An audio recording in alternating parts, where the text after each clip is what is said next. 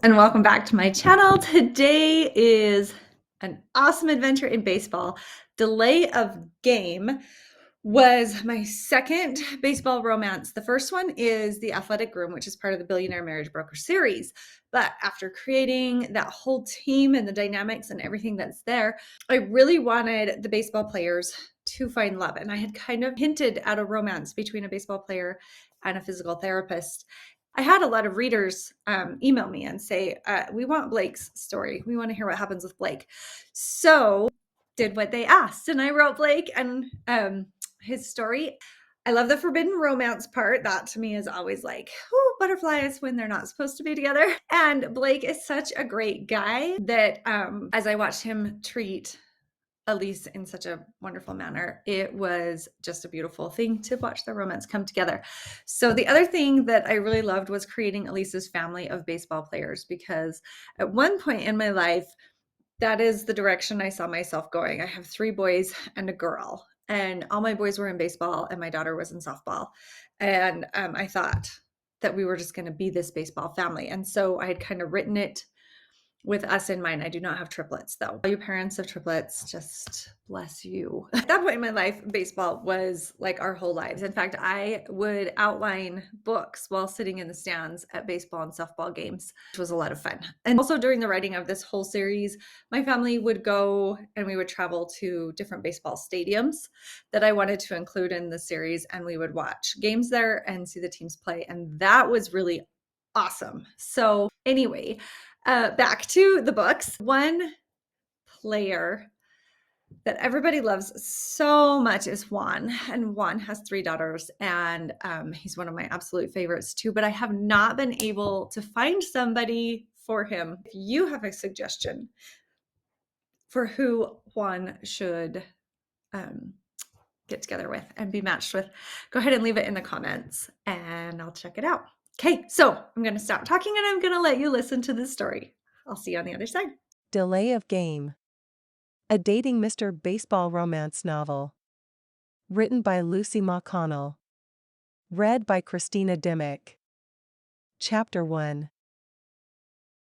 Elise Smith folded her arms to keep her nerves under control as she followed Doc Birmingham down the painted cinderblock hallway to her new office. Office was a loose term. As a physical and massage therapist, she'd be working out of a state-of-the-art physical therapy room, which was exactly what she'd hoped for when she applied. The Red Rocks were the newest Major League Baseball team, toddlers among giants. As was she. In the world of sports medicine, she was just as inexperienced as the team owner, Harper Richmond, who'd inherited the Red Rocks less than a week ago. With the way her interviews were stacked, Elise got the impression that the team doctor, a longtime family friend, had snuck her into the entry-level position during the change in ownership.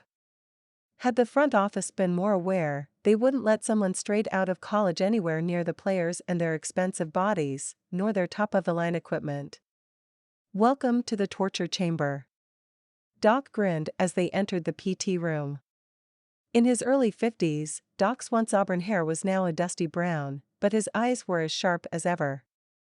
Elise released her arms. Doc's humor and the familiar setting calmed her nerves. The walls were painted outfield grass green halfway up and cream above that.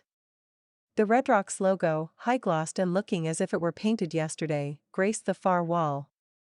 To the right there were floor mats, exercise balls, stretching straps, rollers, and a whole bunch of tools of the trade. To their left were 2 padded tables and a massage chair.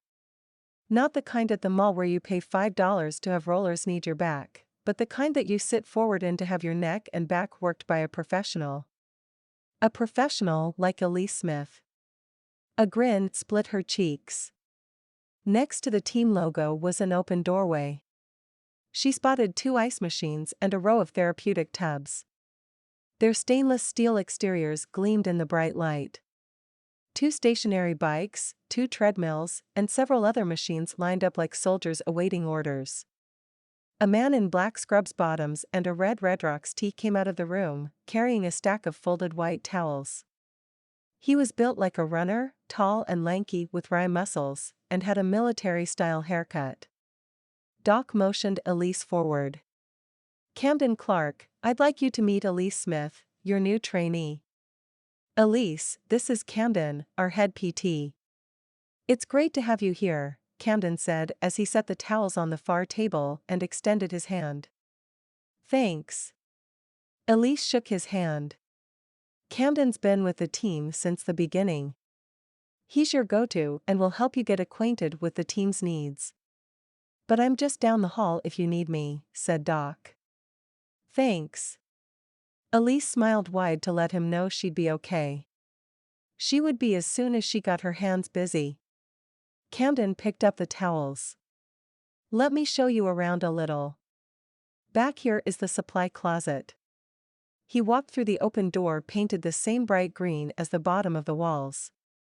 We keep a box or two of plastic gloves and things in those cabinets. He jerked his chin towards the dark-stained cabinets behind the massage tables. But bulk items and larger things are kept in here. She hovered in the doorway as he put the towels on a shelf next to other linens. Everything's labeled. He waved his hand. But if you can't find something, just ask one of us. If we're down to 3 of something, write it on the whiteboard here and I'll put in an order. She nodded. How many physical therapists are there? Normally, 5, right now, it's just you and me. Karen went into preterm labor a couple days ago. She'll be back after maternity leave. David quit to go back to school. And Michelle wasn't a good fit for the team. What do you mean? Elise bit the inside of her cheek. This wasn't any of her business. He rubbed the back of his head. She fooled around with some of the players, created drama. That sort of thing. Oh. Well, you don't have to worry about that with me. She glanced down at her black scrubs and oversized t-shirt. She wasn't the type of woman baseball players paraded before cameras. Since she'd stopped playing softball, she'd gone soft. Still healthy and fit, she could run 5 miles and be fine, and though her stomach was flat, her six-pack was a thing of the past. She'd added a swoop to her curves that gave her a more mature look. But none of that was visible in the baggy uniform. Being hit on by a player was not going to happen. I didn't think I'd need to worry about you, but I should mention that because of Michelle, there's a no dating policy. Not going to be a problem, Elise assured him.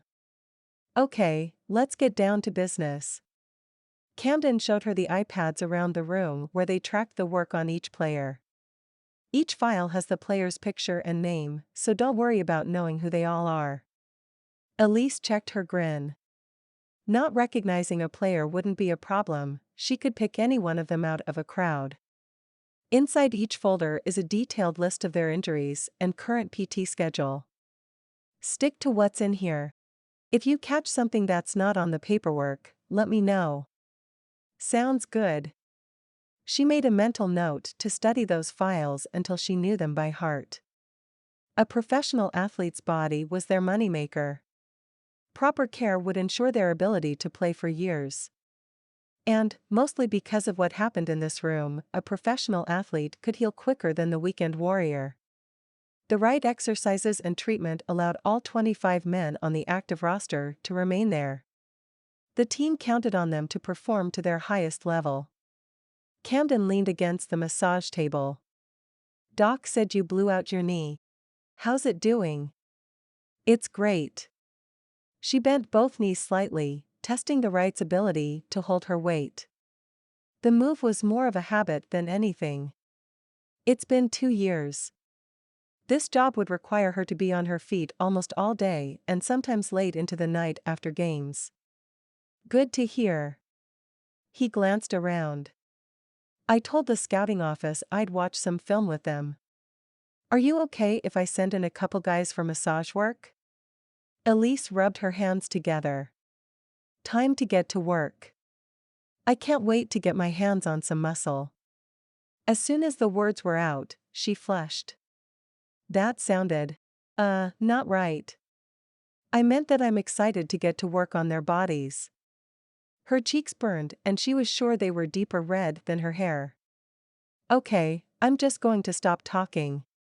Camden scratched his head. Are you sure you're okay? Elise nodded. First day jitters. When I'm nervous, my filters turn off. I promise to keep my mouth shut in front of the players until they turn back on. He stood up straight. Don't worry. These guys are pretty chill. He gave her one last look, like he was nervous about leaving her alone. She waved before moving to the sink to wash her hands. Her palms were sweaty, and if she was going to give a massage, she should sanitize first. When she turned around, Camden was gone. Letting out a deep breath, she let her gaze sweep over the room, taking in the familiarity of the environment. While she waited for her first appointment, she opened and closed cabinets and drawers. Sports tape. Menthol cream. She could do this. You the new PT? Asked a deep voice. Elise flipped around to see relief pitcher Blake Rygs stride through the door, his broad shoulders taking up all the available space. Her eyes traveled down to his trim midsection and then back up over his well-toned chest. Yep, she squeaked. Feeling her fair skin burn, she gathered what was left of her wits and assumed a professional tone. I mean, yes. I'm Elise. She offered her hand and bit her lip. Blake Rygs, he said. Like she didn't already know. She'd seen the SPORTS network interview the day he was called up. He was all charm and dazzle for the cameras, and he was even better on the mound. A right-handed pitcher, Blake threw a 99-mile-per-hour fastball and a changeup that left batters cursing. She resisted the urge to fan herself. Blake's cocoa-colored eyes grabbed hold of her gaze and wouldn't let go. He stared for a moment before taking her hand in his giant one, his skin cool and smooth to her hot. She felt the calluses under his fingers from the bat. He held her gaze and her hand just a little longer than he should, and her insides went all gooey. Let me just. Look at your file. She taffy pulled her eyes away and hurried to the iPad on the counter. She thought the distance would allow her mind to clear, but she struggled to get the bouncing balls in her stomach to settle down. Finally, she found his ailment, tight hamstrings. That she could work on. Do you have a towel? Blake asked. She looked over her shoulder to find him with his sweats in his hands and a pair of skin-tight sliders hugging his legs. Sliders. The guy was standing there in his underwear like it was no big deal. Of course, it wouldn't be a big deal if a gazillion butterflies hadn't sprung loose in her belly. Yeah. I'll just go find one. She hurried to the supply closet. When she was out of sight, she fanned her face. He's just a body, Elise. She admonished herself. An amazing body. She mentally argued back. But a body nonetheless, she insisted, with muscles and sinews and bones and brains. She'd worked on all body types during her internships, having done a stint at an assisted living center, an athletic center, and for a college team. She'd worked on wrinkly bodies, hard bodies, and everything in between. Even the football players, with their stacks and stacks of muscles, hadn't had this effect on her. Which meant that her reaction had nothing to do with the man out there in his sliders and everything to do with her nerves. Get it together. Besides wanting this job, she needed it. Messing up and falling into a pile of butterflies and giggles every time one of the players came into the room wasn't going to win her any points with the rest of the PT staff. They'd already gotten rid of one girl, Michelle what's her name, because she wasn't a good fit. Whatever that meant. Elise had to fit in here, had to make a good showing. Her family was counting on her. Angry at herself for behaving immaturely, she yanked a towel off the pile and grabbed a bottle of massage oil. 2 deep breaths had her face almost back to its normal shade. Remembering her promise to keep her mouth shut, she walked out and handed Blake the towel, then turned her back while he positioned himself face down on the table. See, he knows what he was doing. And I know what I'm doing. With a deep breath, she rubbed some oil between her hands to warm it up and then carefully draped the towel. With her hands hovering over Blake's dark skin, she hesitated. She'd had one instructor who said that for massage therapists, working on muscles was like a mechanic working on a car. You aren't emotional about the car, but you want it to perform to the best of its abilities. Picturing the layers of muscle under that skin, she went to work. Lightly at first, then deepening the pressure to get into the connective tissue.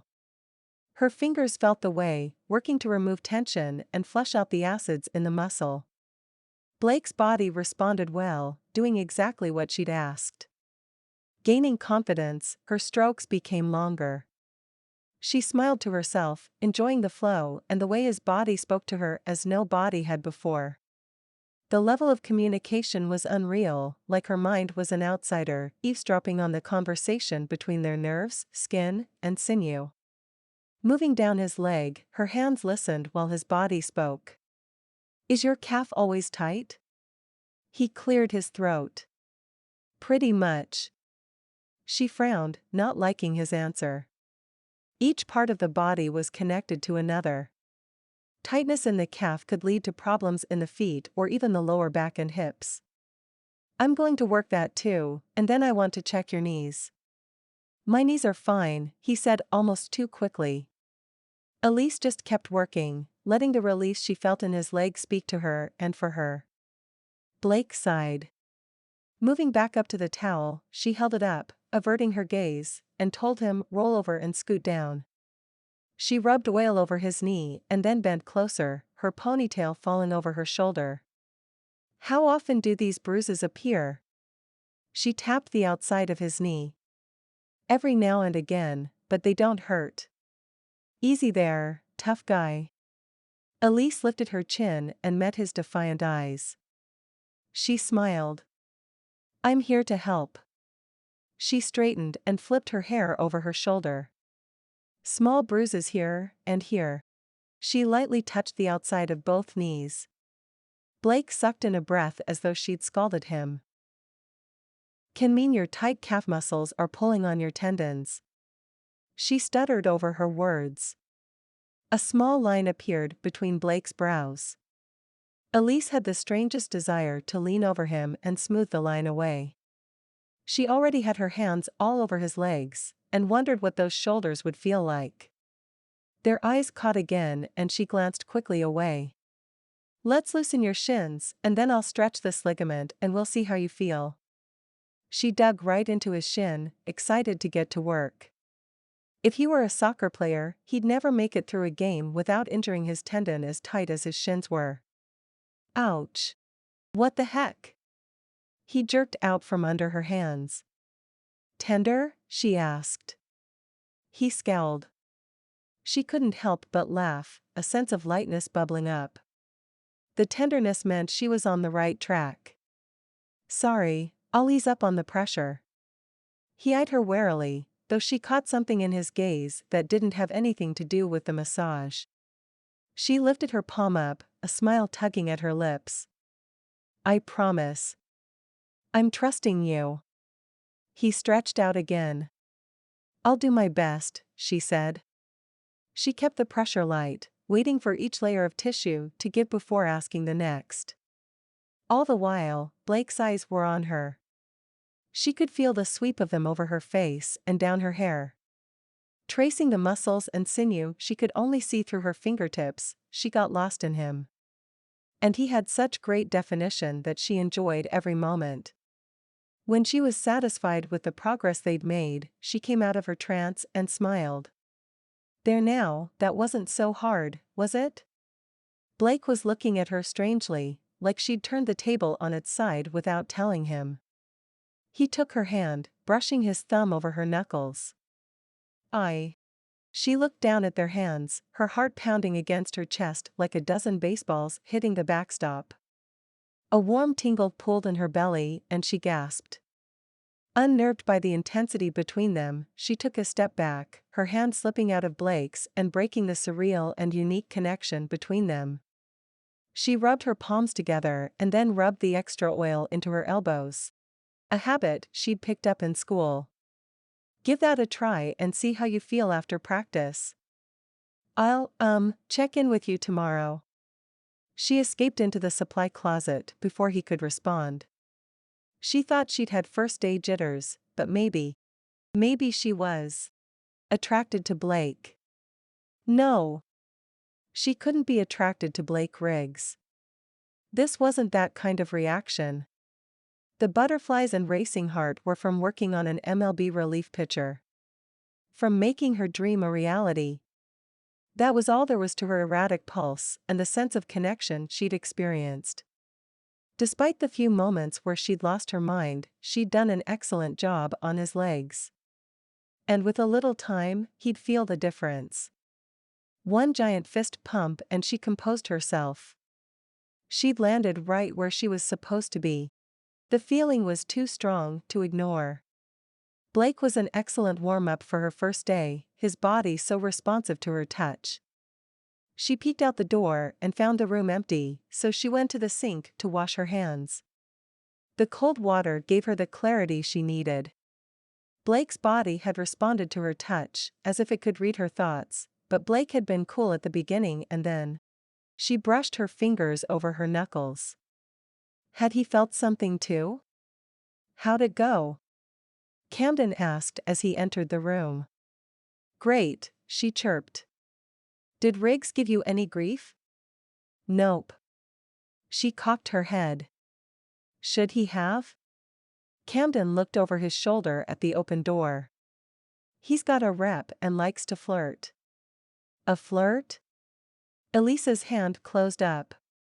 So their moment was just another day at the office for him. She rubbed her palm against her pants.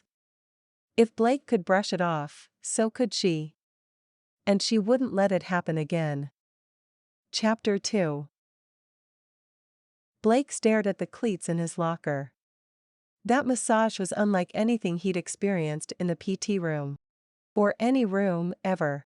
In his life.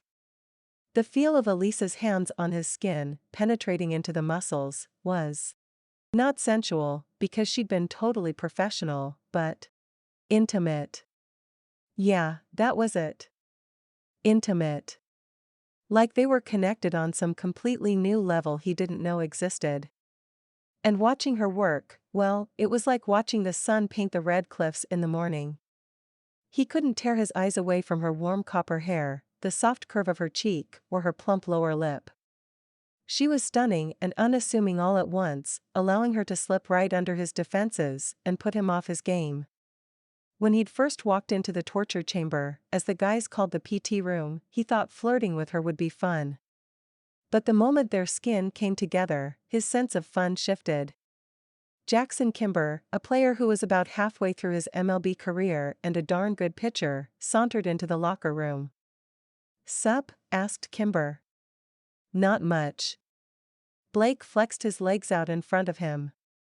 They felt a little sore. He grabbed a water bottle and chugged to help wash the released acids from his body. He needed to get his mind off that new PT, Elise. Her name whispered across his mind, bringing with it the memory of her high ponytail swooping over her shoulder. Man, he'd wanted to brush it back, run his fingers through it, tease her about the color. Not that red hair was a bad thing. Especially not the way it shone in the light and accented her blushing cheeks. Weren't redheads supposed to have freckles?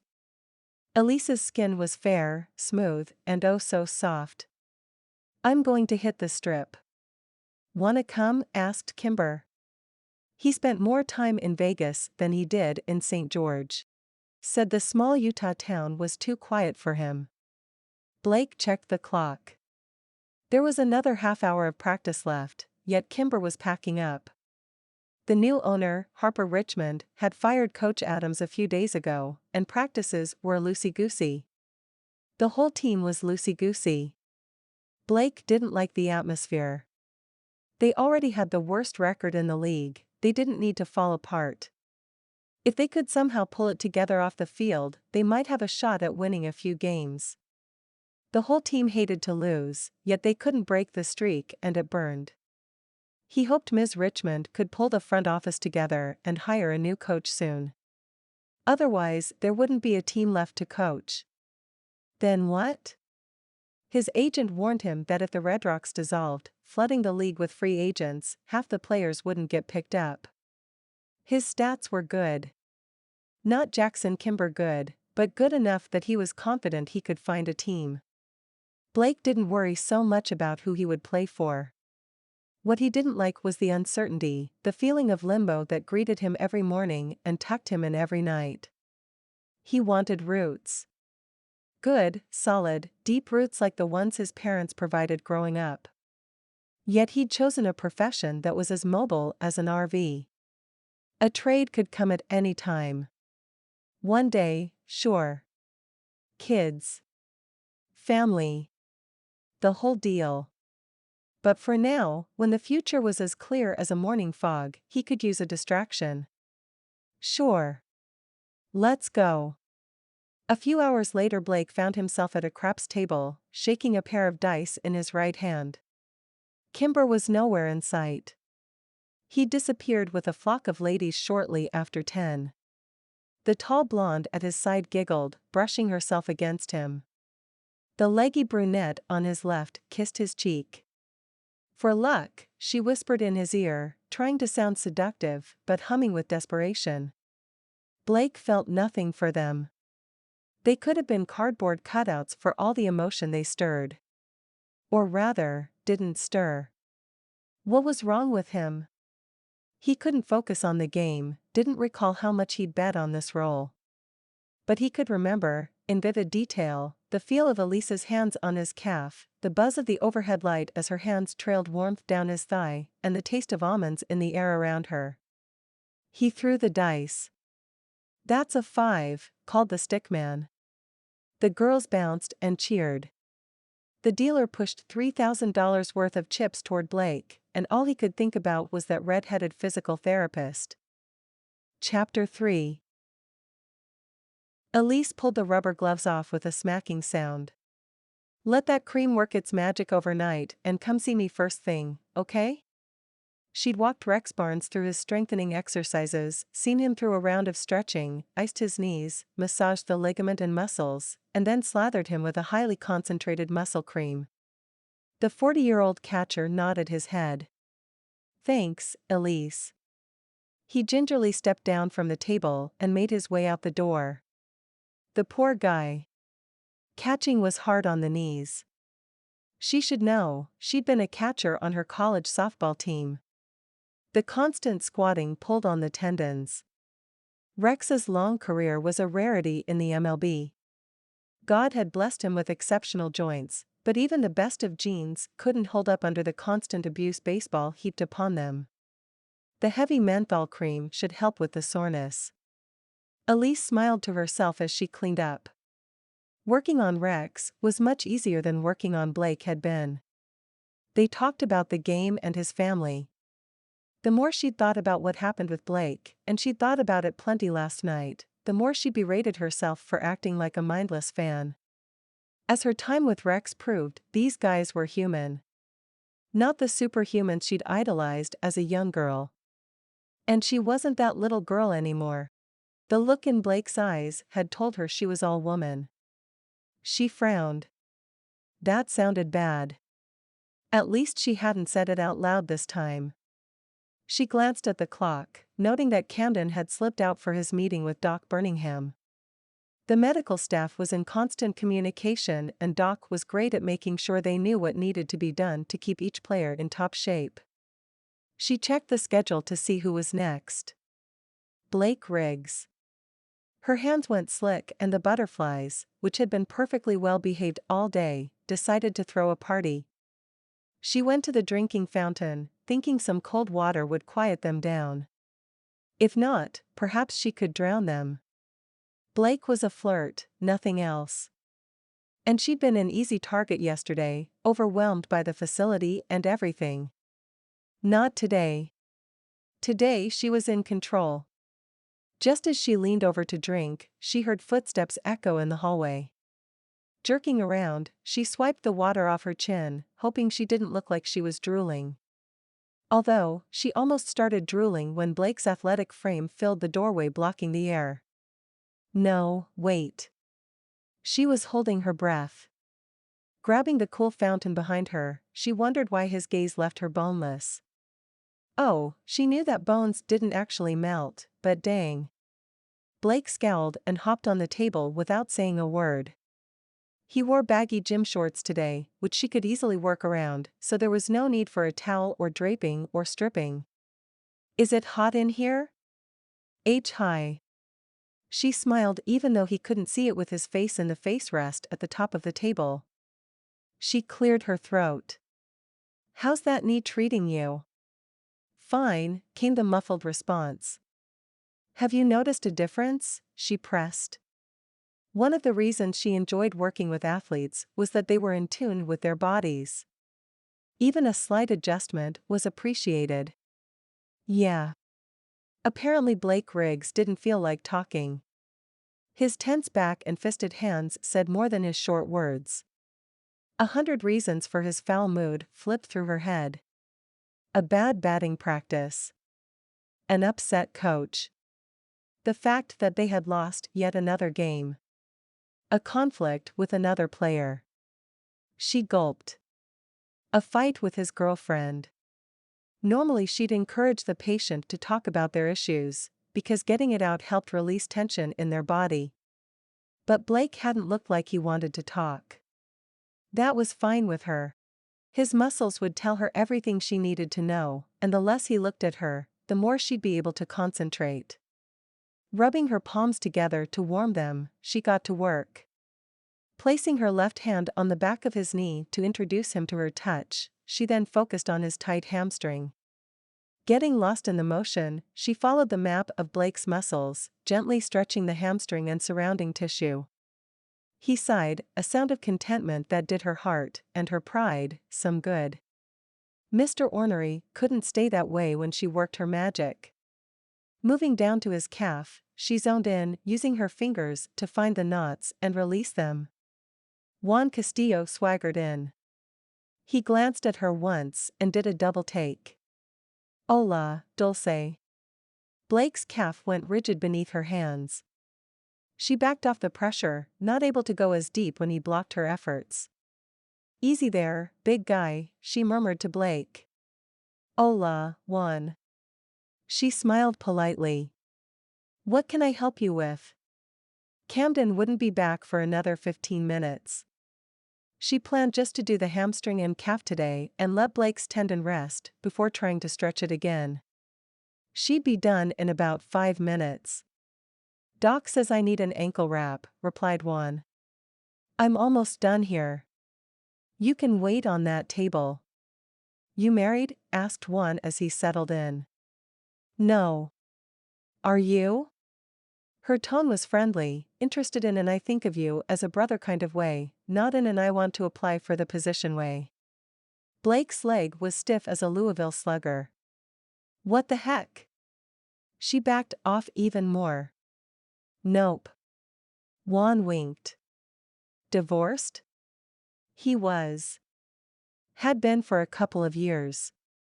Not that it was any of her business, but she figured that the more the guys saw her as a buddy, the less likely they were to see her as a potential fling. She'd dated for fun for years but grew tired of the empty relationships. She had her dream job, settling down was the next logical step. Of course, she had to find the right guy first. Juan's flirt turned down 3 notches. Yes. Kids? She asked brightly. 3 girls. Aw. How old? Pressing on the back of his knee, she lifted Blake's foot in the air and moved his leg back and forth in an effort to release the strain. He fought her at first, but finally relented. She laid his leg back down and continued with the massage. This time, Juan's smile was full of fatherly pride. 5, 7, and 9. I'll bet they are just sweethearts. They are so beautiful. You're a lucky papa. Frustrated with the fight Blake put up, she asked, what are you thinking about right now? Why? He grunted.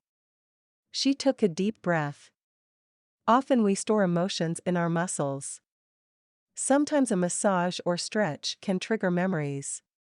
Or, if you're focusing on something in your thoughts, it will manifest in your muscle. Your calf is fighting against me today, so I'm wondering what you're thinking about. He didn't say anything for a moment. Blake? She asked quietly. None of your business. Elise dropped her chin to her chest. Can you try to think of something else? You're making my job harder. Let's just stop talking. He lifted his head and glared at Juan. All of us. Juan lifted his hands. Whatever, man. I'm just being nice to the new girl, you know? I know exactly what you're doing. Blake glared. Elise chewed the inside of her cheek. What was going on with these two? You can't blame me, Juan defended himself. Yeah, I can. Blake pushed up and flipped over. His triceps did this awesome ripple thing, and then his chest kind of grew bigger as she stared. Thankfully, Blake wasn't watching her stare at him. He was too busy glaring at Juan. Juan smirked. Not a cocky little smirk, but a smirk that said he found the whole situation pretty darn funny. What's your problem? He asked, stirring the pot. Blake shook his head and slid off the table. I'm out. But. Elise took 2 steps after him. I'm not done. If he heard her, he ignored her protest. She spun around to find Juan grinning like he'd just filled Blake's runners with shaving cream. What's so funny? She asked, her hands on her hips.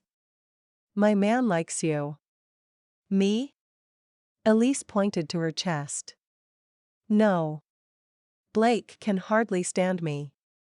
She hurried to the counter, grabbed the cleaner and a fresh cloth, and began wiping down the table. It's cool. Juan shrugged easily. He's a ladies' man, though. You know? Her movements slowed. I've heard. Besides the conversation she'd had with Camden yesterday, she'd grown up discussing baseball and baseball players over dinner. Growing up in the Smith household, you didn't have a choice. Updating Blake's file, she wished there was a little posted on screen that mentioned which players were, well, players, and which ones weren't. Not that she'd thought about Blake in that way. Okay, maybe last night, right before she'd fallen asleep, she may have allowed herself to think about Blake's amazing body and the way she'd connected with him. Of course, she'd assumed it was purely one-sided and forced herself to think of other things. Crushing on a baseball player wasn't professional, and she was determined to take this opportunity as far as she could. Hola? Juan waved at her. Right. Ankle wrap. Finding the tape only took opening 2 wrong cupboards. She sat on a rolling stool and scooted in front of Juan. He pointed to his left foot and she got to work. So, you date players? He asked. Elise thought she'd put him in the friend zone. Are you asking me out? Better to just be open and honest right up front. No, Dulce. But my bro may be interested. He jerked his chin to the door Blake stormed out of. Would she be interested in dating Blake? The question had her chewing on her lip as she wondered. Probably not. Baseball wasn't a settle-down kind of sport. Blake could be traded or sent back to AAA, physical therapists stuck with their team. Why date a guy who has a strong chance of leaving? But there was that connection, and she could read his body like a scoreboard. Ripping off the end of the tape, she smiled at Juan. I guess if he's interested, he'll have to man up and ask me himself. Oh. My mama warned me about redheads. Juan winked. Your mama was a smart woman. Elise flipped her hair over her shoulder. Juan stood up and tested the ankle. You're going to fit right in around here, Dulce. Thanks. She waved as he left.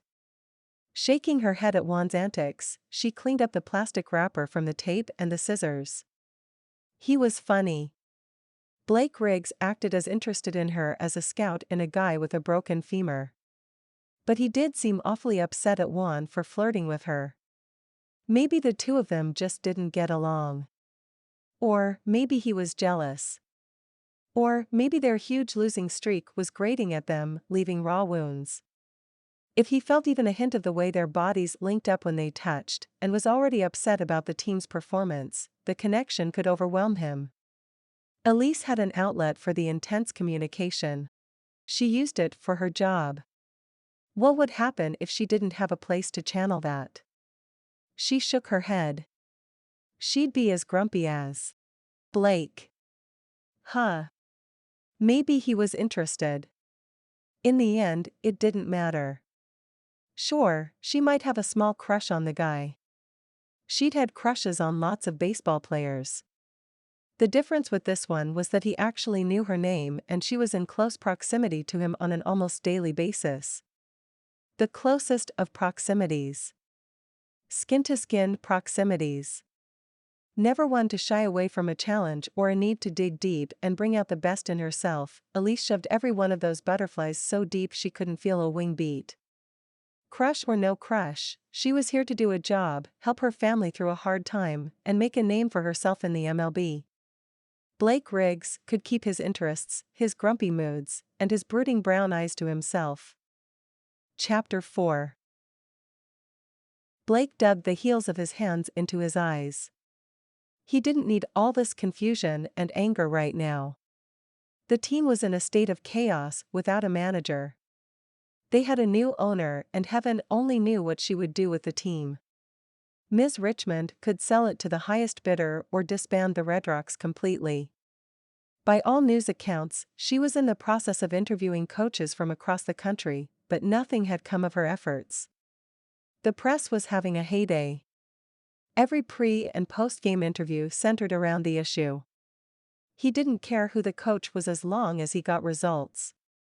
Results like winning games. No team could have a perfect record, but the Red Rocks was perfectly awful. Unless something major happened, they were going to come in last in their division. Blake needed to keep his head in the game. Not lose it over some pretty face. Juan walked easily into the locker room. His ankle couldn't be hurt that bad if he was so limber. The jerk probably faked the ankle sprain so he could move in on Elise. When's the date? Blake asked with bite. Juan chuckled. She turned me down so fast I hit my butt on the floor. Blake paused. Can't say that I'm sorry to hear that. Oops. I must have taken this by mistake. Juan threw a roll of athletic tape at him and Blake caught it easily. Someone better take it back. Juan jerked his head towards the hallway that led to Elise. Batter up. He laughed before going through the single door to the dugout. Blake stared at the roll of tape. Ask her out? On a real, honest-to-goodness date? He shook his head. Blake Rygs met up with women or picked out a random hottie for the evening. Never for the night though. He may be far away from his middle-class upbringing in Montana, but there was a line that he didn't cross. Ask her out? A date was premeditated. And it implied so much more than a chance meeting.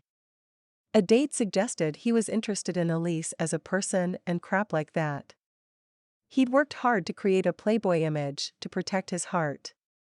A serious relationship was not conducive to a ballplayer's schedule, and he didn't want to fall for a girl just to have her dump him for being on the road too much or spending his nights on the field. While his mind rolled over the implications of putting himself out there, his feet carried him down the hallway, his body once again betraying him where the spunky redhead was concerned. He wasn't sure how long he stood to the right of the door, just out of sight, struggling for the courage to say a few words to the woman. He'd hardly spoken to her during his massage, more angry at himself for feeling all these stupid feelings towards her than he was at her. Then one had to go and hit on her, right in front of him. He flexed his hands and rolled his head around. If he didn't calm down, he'd need another massage. That was not an option. She'd read him like Jose Martinez read a pitch, calling him out for tensing up. She had him fumbling for thoughts. Her and her curves in all the right places and this confidence in her movements that came from competing. Maybe she played soccer. But then why end up working for an MLB team? She couldn't have played softball. That would make her the perfect woman. He'd always liked the idea of marrying a softball player. They'd put a t-ball field in their backyard for their kids instead of a playground. And they could just toss the ball and talk. He always loosened up when he had a mitt on one hand and a ball in the other. A woman that loved the sport as much as he did was too much. Riggs! Coach Santa Cruz yelled down the hallway. Hit the cages. Blake nearly sagged with relief. He was off the hook. For now. On my way. He leaned into the room, keeping his feet firmly in the hallway. Hey! Elise looked up from the iPad she studied. Her amber-colored eyes warmed, beckoning him closer. This belonged to you? He held up the tape before tossing it easily across the room. Elise caught it, palm forward. Like a catcher behind home plate, she framed the throw, bringing the tape in front of her torso. She must have done the motion a billion times for it to look as natural as she made it appear. Blake caught himself on the doorframe. Heaven help him, she was a catcher. The absolute perfect match for a pitcher. Dang. He thought admiringly. Thanks. She grinned. He must have nodded, or something, because he left, jogging as quickly as he could to the batting cages. No matter how many balls he pounded with his slugger, Elise's smile hung with him. A catcher. Why'd she have to be a catcher? Chapter 5. Race you to the van. Elise dug her toes into the parking lot and pushed the overloaded Costco cart as fast as she could while still maintaining control. Spilling a dozen bananas wouldn't do them any good. Jane, her little sister, was right next to her. The 15-year-old was only an inch shorter than Elise and had the same red hair. She wore her softball pants and team t-shirt since they'd gone to Costco right after her game. Her eye black smudged down her cheek and she had grass stains on her pants. The game was rough. A few of the girls on the other team took issue with Jane's home run during her first at-bat. They spent the rest of the game roughing her up. Nothing the umps could call out right, but Jane had more than her fair share of bruises. To add to her sister's plight, Dad didn't show up.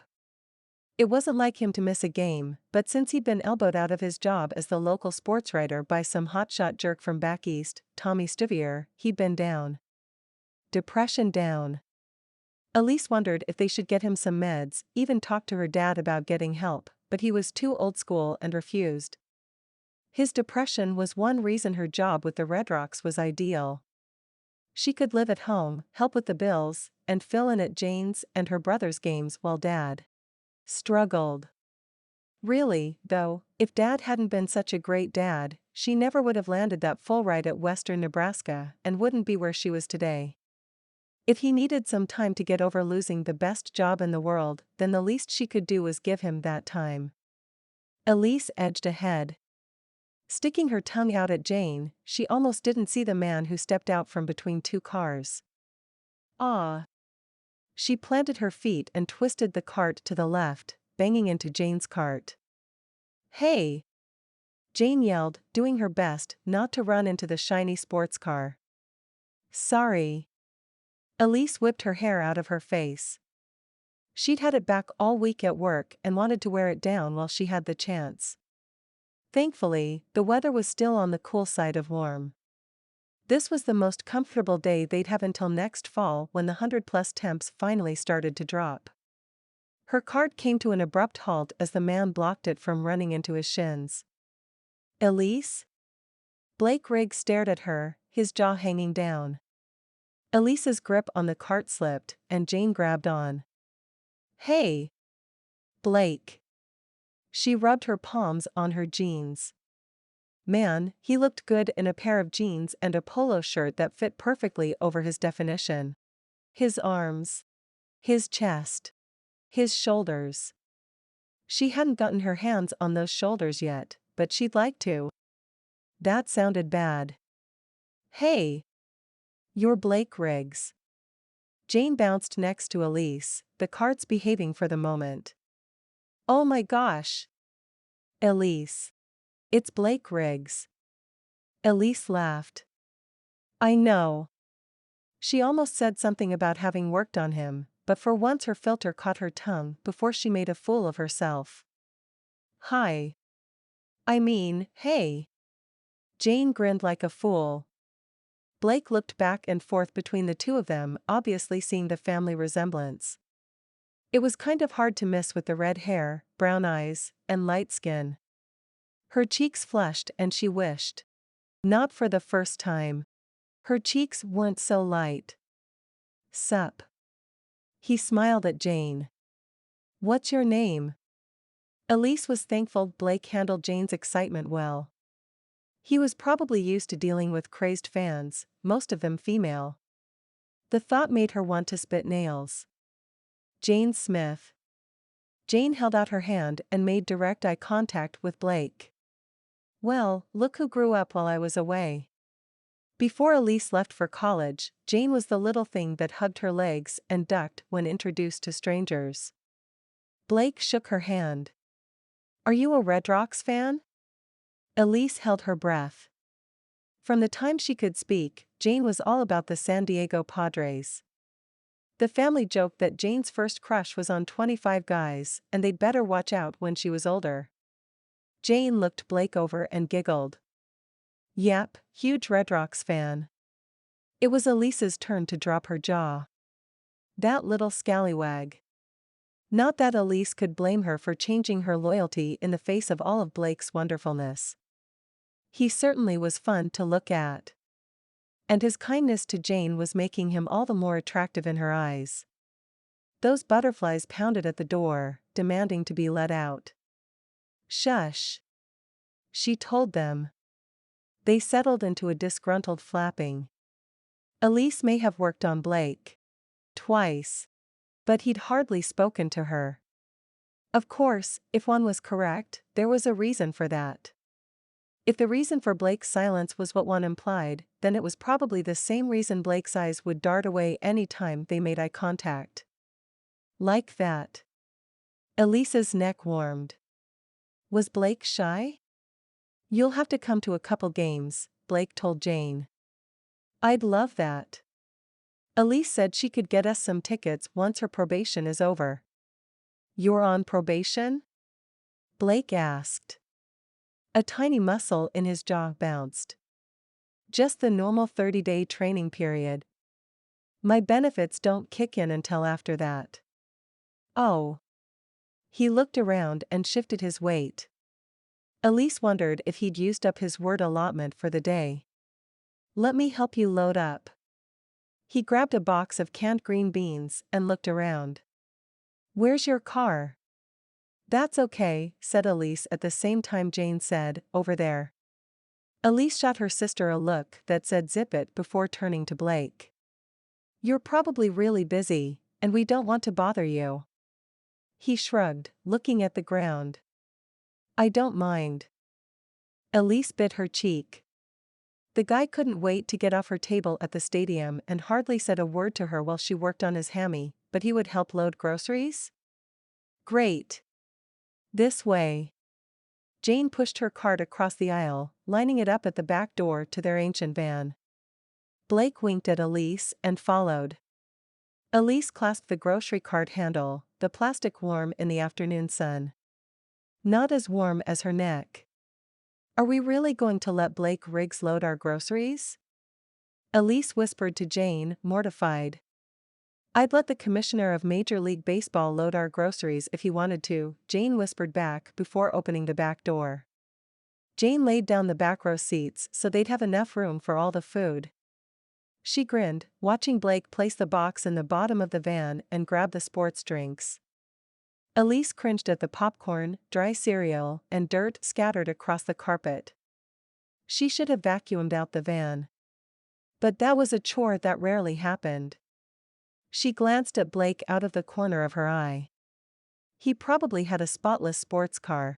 The one they'd almost run into, no doubt. "You guys could almost feed me," commented Blake. "Are you having a party?" Jane laughed. "Yeah, right." Elise hurried to explain the mountains of food. "I have 3 17-year-old brothers. Triplets," threw in Jane. Elise nodded towards the overstuffed van. "This might last a week." Blake let out a low whistle. Jane elbowed Elise away from the cart. "Good thing you make good money." She pushed off, riding the carts to the cart return. Blake cleared his throat. He touched her arm and spoke quietly. "Are you supporting your siblings?" No, her face burned. The situation was complicated even in her head. She was home, temporarily. Paying rent, which she knew was just a way for her mom to take money for bills and not feel guilty about it. Just helping out for a while. She took a deep breath, feeling the need to distance herself from Blake and the way his touch awakened desires inside of her. Desires that should be left sleeping, since she had no outlet for them. How long had it been since she'd snuggled into a man's embrace? Much too long, if her heady sensation at Blake's simple touch was any indication. "Thanks for your help," she said brightly. "No problem." Blake shuffled his feet. Elise tucked her hair behind her ear. His eyes following her movement. "I like your hair," he said. Blinking, as if he couldn't believe he'd said that out loud, Blake held up a hand. "I mean, you usually have it back. It looks nice. Down. Like that." His eyes grew wide. "It looks nice up too. I didn't mean to say you don't look good at work." "Because you do. Not that I'm looking. I mean, of course I'm looking, because I see you." He took a step back, ready to go. Jane returned, patting him on the back as she went by. "Thanks again, Blake." Blake deflated slightly. "Anytime. It was nice to meet you, Jane." Elise wasn't sure what to say or where to put her hands. She knew where she wanted to put them, and her eyes drifted to Blake's round shoulders. She tucked them into her back pockets instead.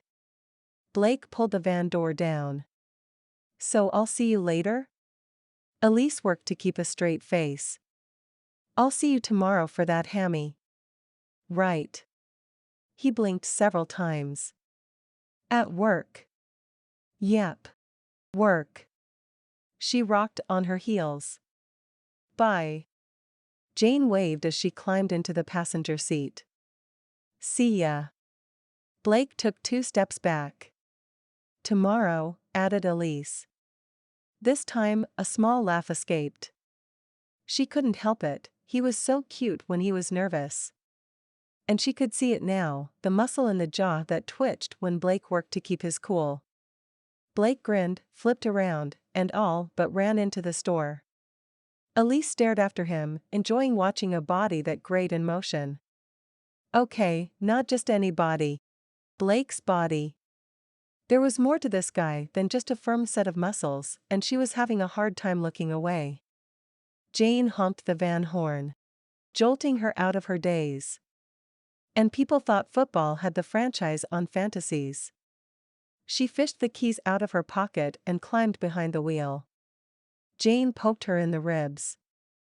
"You like him?" Elise poked her back. "Says the girl who switched teams."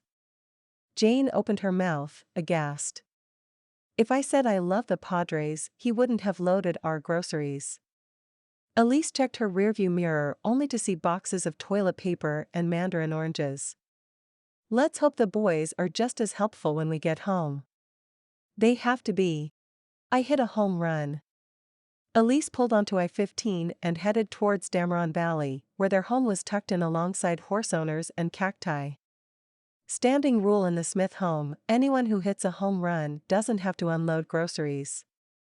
For as long as Elise could remember, Saturdays were full of games and grocery shopping. Even when she was away, she did her shopping on Saturday. Being with her family again was great, but there was something missing. She was ready to start a few of her own traditions and wanted someone to start them with. Blake, a pitcher, who was anything but shy on the mound, looked at her like she was more than just the girl next door. She wasn't sure how she felt about that. Being an athlete, she'd always been in shape. But being a girl, she worried that her straight red hair, often pulled back into a ponytail, and her minimum makeup weren't enough. She was happy with who she was, but couldn't help but notice that the girls on the team, the ones who went all out, were asked out and whistled at much more often than the girl in the catcher's mask. Well, she wasn't wearing that mask anymore. And when she'd caught Blake's eye, he'd had a look that smoldered and simmered right down to her lower belly. The whole situation was nuts. A woman wasn't supposed to meet her crush, and he wasn't supposed to help her load groceries like they were a couple or something. And he for sure wasn't supposed to look at her like he had other things on his mind besides how to fit toilet paper in the back of a van. The triplets were ready and willing when she pulled up, but Elise could have unloaded the van by herself since her feet and her head were floating. Chapter 6. Blake left Doc's feeling pretty low. Doc had checked his hamstring, pronounced him cured, and told him to come back if he had any issues.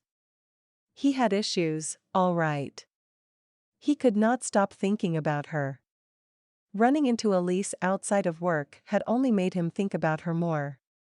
Up to that point, he'd only seen her in the black scrubs and t-shirts the PTs wore.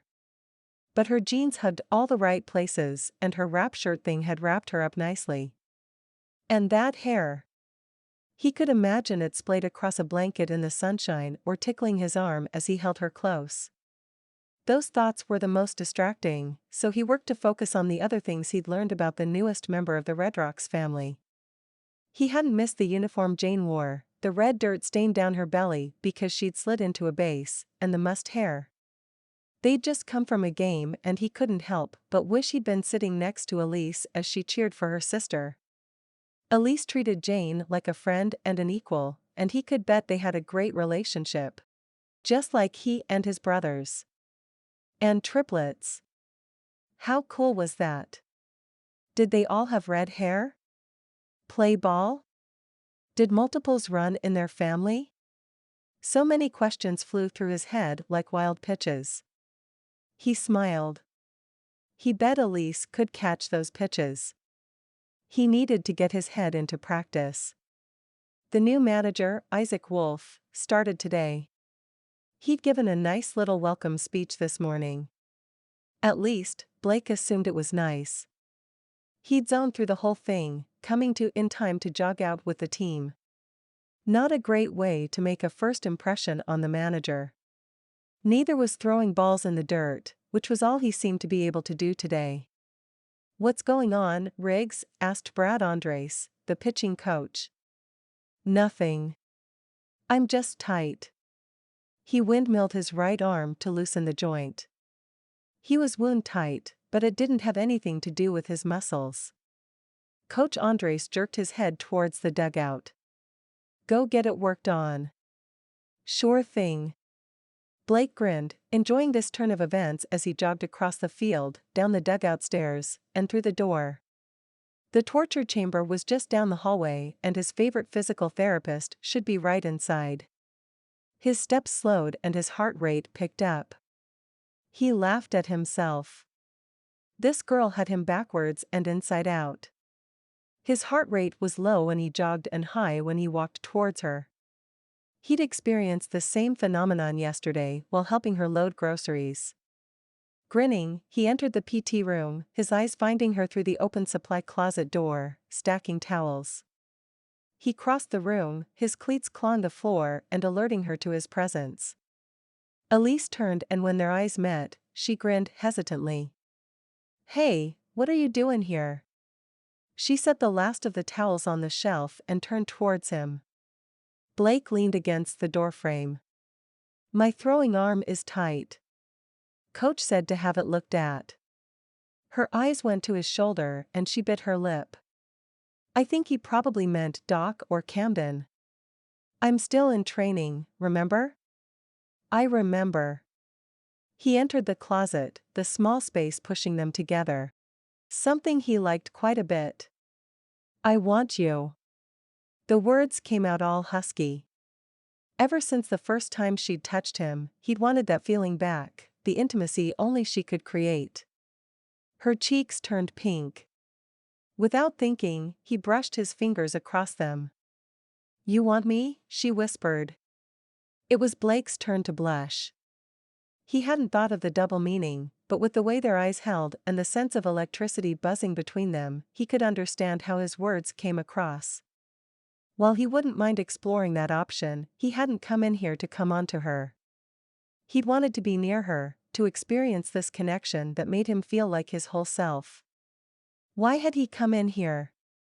Oh, yeah, his arm. I didn't mean it that way. Oh. The flush darkened to scarlet and she hurried through the door. Blake wanted to bang his forehead against the wall. Somehow he kept messing up with this woman. He easily caught up to her and hooked her elbow, turning her to face him. She stared at his chest. Normally he wouldn't mind having her check him out, but he had the feeling that she wasn't enjoying the view as much as she was avoiding him. He hooked his finger under her chin and tipped her face up until she met his eye. I want you to look at my shoulder. You get me. My body. She pressed her lips together, stifling a smile. Okay, he sounded like a first-class idiot without game. Where had the smooth-talking pickup king gone? She could totally mock him and he'd deserve it. She chuckled. Get on the table. Relieved, she let him off the hook, he grinned. Yes, ma'am. Elise put her hand under Blake's wrist and pulled his straight arm over his head. Touching him was one thing, she could focus on the scientific aspects of her work and distract her mind from the way her stomach flipped around. But Blake touching her was a whole other experience. She'd lost all her good sense, her wits, and her voice. Barely able to whisper. Talk about loss of muscle control. The fact that she'd stayed on her feet was a miracle. She now understood the meaning of the word swoon. Keep your head forward, she instructed as she rotated his arm. He didn't need to, but she couldn't concentrate with his eyes all over her. Their constant caresses were tangible. And distracting. She bent his elbow and did another set of rotations. Closing her eyes, she pressed her palm to the back of his shoulder as she used the other hand to maneuver his arm. That connection, where his body spoke right to hers, was alive in an instant, only this time it was stronger and she realized he could read her too. Her heart fluttered and pounded and jumped around. Electrified by his nearness. As it had before, his body told her what she needed to know. The deltoid. She set his hand on the table to relieve the muscle and leaned in to use her thumbs to loosen the knot. His hand didn't stay there, though. No. Somehow, it found its way to her hip, where it rested comfortably. Elise released a breath she hadn't known she was holding and her body moved closer to his of its own accord. Or maybe he pulled her to him. She couldn't be sure, because her body responded to his touch without her having to think. Which was a good thing, because her ability to think was greatly hindered by the fog of attraction floating around them. Her hands went still. Blake, she whispered, once again rendered unable to use her full voice. Blake's warm, minty breath brushed across her cheek as he cupped the back of her neck, bringing their foreheads together. Yeah. Elise's head swirled and her eyes dropped closed. She had a question, but at the moment, she'd forgotten everything except the places where their bodies touched. Was all she could say. Blake tipped her head and pressed a kiss to her mouth. Elise melted into the embrace. His lips were saying all the right things. Communicating on a level she'd never known before. He pulled back, the connection broke, and a soft whimper escaped her lips. Blake wrapped both arms all the way around her, pulling her close. He spun around, sitting her on the table and leaning into it. Moving as one, they deepened the kiss. Elise was taken away with the intensity. Words like companion, partner, lover, best friend, and soulmate went back and forth between them, amplified with each kiss, each touch. She wanted more, and then even more of Blake, her hands trembling as they clung to his arms, his neck, his chest, unable to drink enough of him in. What the? The stranger's voice invaded their moment. Elise's eyes flew open and she glanced around to get her bearings. Her heart sank as the Red Rocks logo came into focus. She shoved Blake away, needing to break the physical contact between them so she could be in control of her thoughts. At the same moment, she wanted to cling to him and never let go. Her hand cupped her forehead. Blake kept one hand on her elbow to steady her, but she could feel his need to steady himself. He hadn't planned on that happening any more than she had. And he wanted to give her more of himself. She could feel his desire to hold her close burning into her skin. The need stronger than either of their good sense. She brushed his fingertips away, the complete separation like 1,000 needles to the heart. Biting her lip, she managed to hold back another whimper. They turned to face the man who'd interrupted. He didn't look at all embarrassed, he looked mad. "How's the shoulder?" he ground out. Blake glanced at Elise. "It's good, coach. I'm ready to throw." "Coach?" Elise's insides froze. Coach Wolf. The new manager. She'd been caught kissing a player in the PT room by the new manager? She bit back a string of words she was only allowed to use on the field. Of all the irresponsible, stupid things to do. Blake moved to touch her arm. Anger like she'd never experienced before welled up inside. She couldn't let him touch her. There was too much at stake. Caught by the coach. She'd be lucky to keep her job. She was still in her 30-day trial period. They'd fired that other girl, Michelle something, because of this exact thing. Her stomach, which had been running the bases with glee only moments before, sank to the floor. She ducked away from Blake's hand. The sadness in his eyes at her rejection was almost her undoing. But she wasn't doing this to be mean. Didn't he understand? Couldn't he see the trouble they were in? The contempt in Coach Wolf's stance? He should be as worried as she was, but his eyes only held a longing she refused to answer. And then it hit her. Of course he wasn't worried. Blake Rygs had a multi-million-dollar contract. He'd get paid sitting on the bench. He didn't have anything to lose by messing with the new girl, but she could lose everything. Her job. Her income. Her dream of working in the MLB. If word got out that she was fired for fraternizing with the players, no other team would risk taking her on, no matter how good she was at her job. And she was awesome. She'd worked hard to get where she was, and Blake Rygs had put it all at risk and walked out to leave her to deal with the aftermath. Hold on. Coach Wolf blocked Blake's exit. If you two want to date or hook up. Elise lifted her chin. We aren't dating. Juan had warned her about Blake. A ladies' man. That's what he'd called him. She didn't believe him, not after Blake was so shy and nervous around her yesterday. She'd thought he was sincere, but it must have been an act. Well, he could just.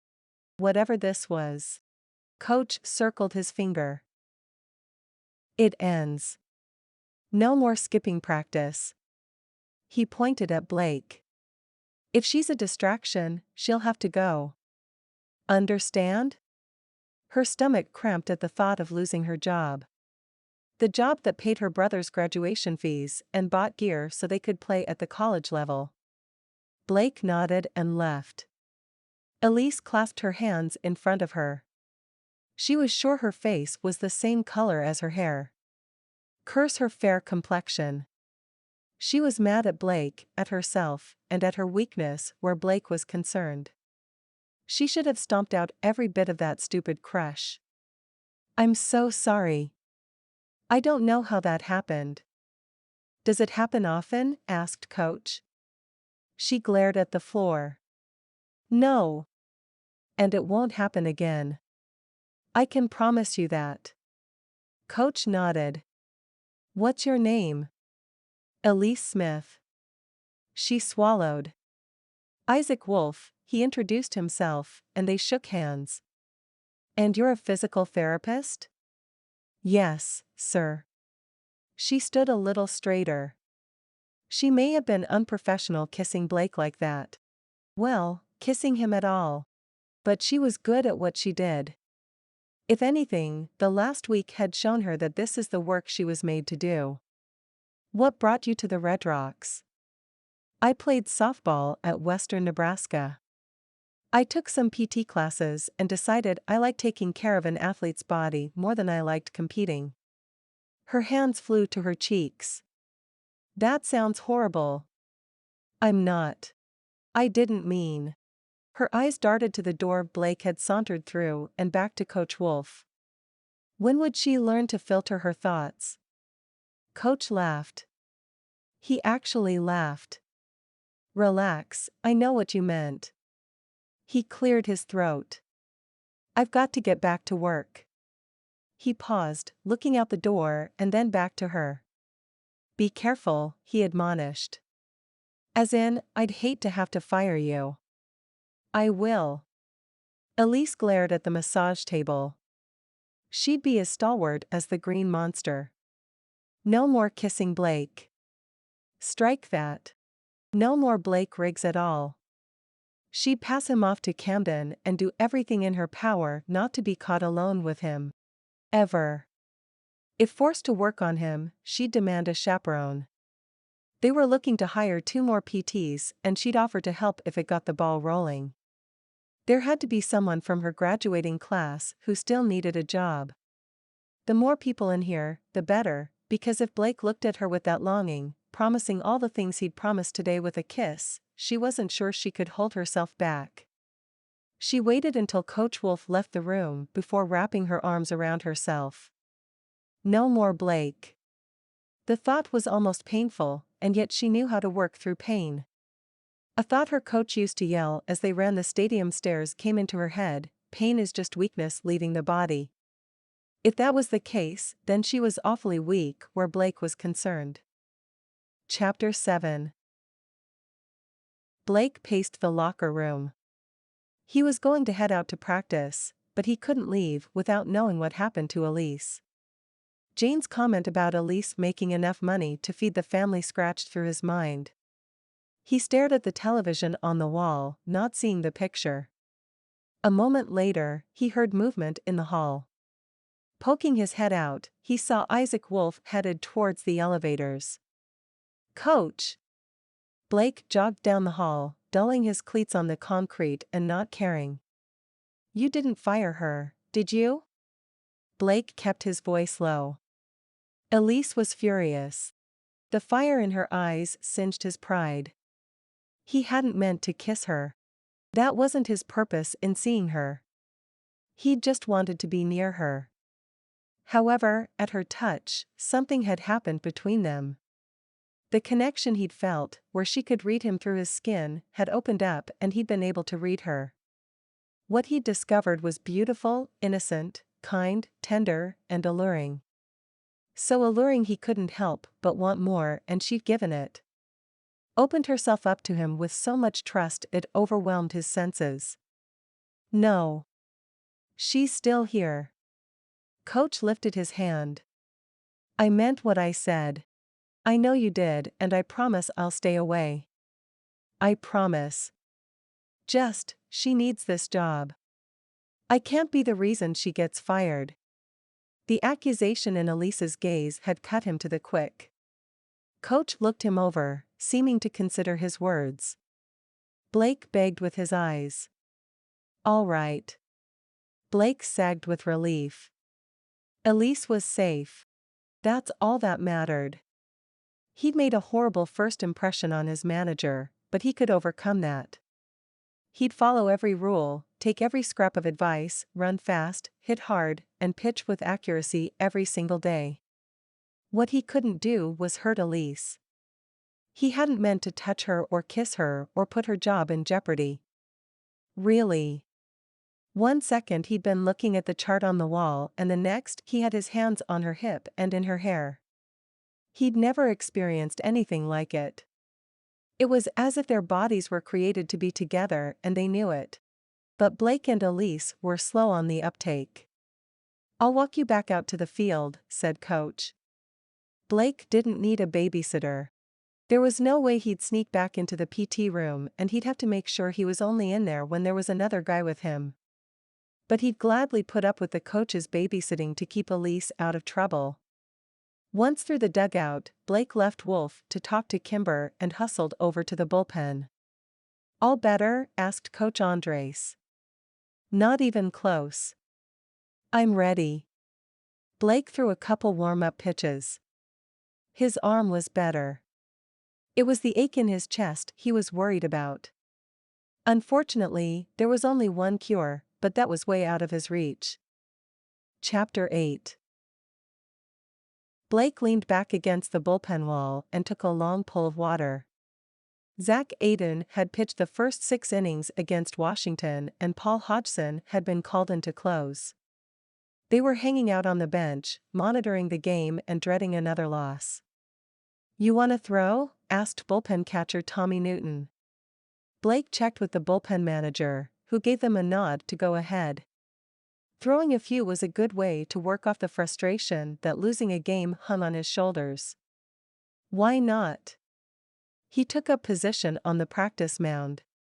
Normally, when he stepped onto the dirt, there was one thing and one thing only on his mind: the next pitch. Today, his head was everywhere. 1 second he was at Costco loading enough groceries to feed a full roster, and the next he was on the massage table with his hands in her hair. Ah, that hair. And her skin. So soft against his palm. Right up until Coach walked in. Blake was having a hard time liking the guy tonight. Isaac Wolf had arrived in style, having first married the Red Rocks owner. Wolf had played respectable college ball, spent a few years in the minors, and then sequestered himself at a mediocre college back east as an assistant coach. Talk about marrying up. The team was holding their breath when it came to Coach Wolf, and most were holding their opinions back. Everyone except Jackson Kimber. He had a chip the size of Utah on his shoulder. Blake didn't want to get involved in the battle of wills that brewed between the two.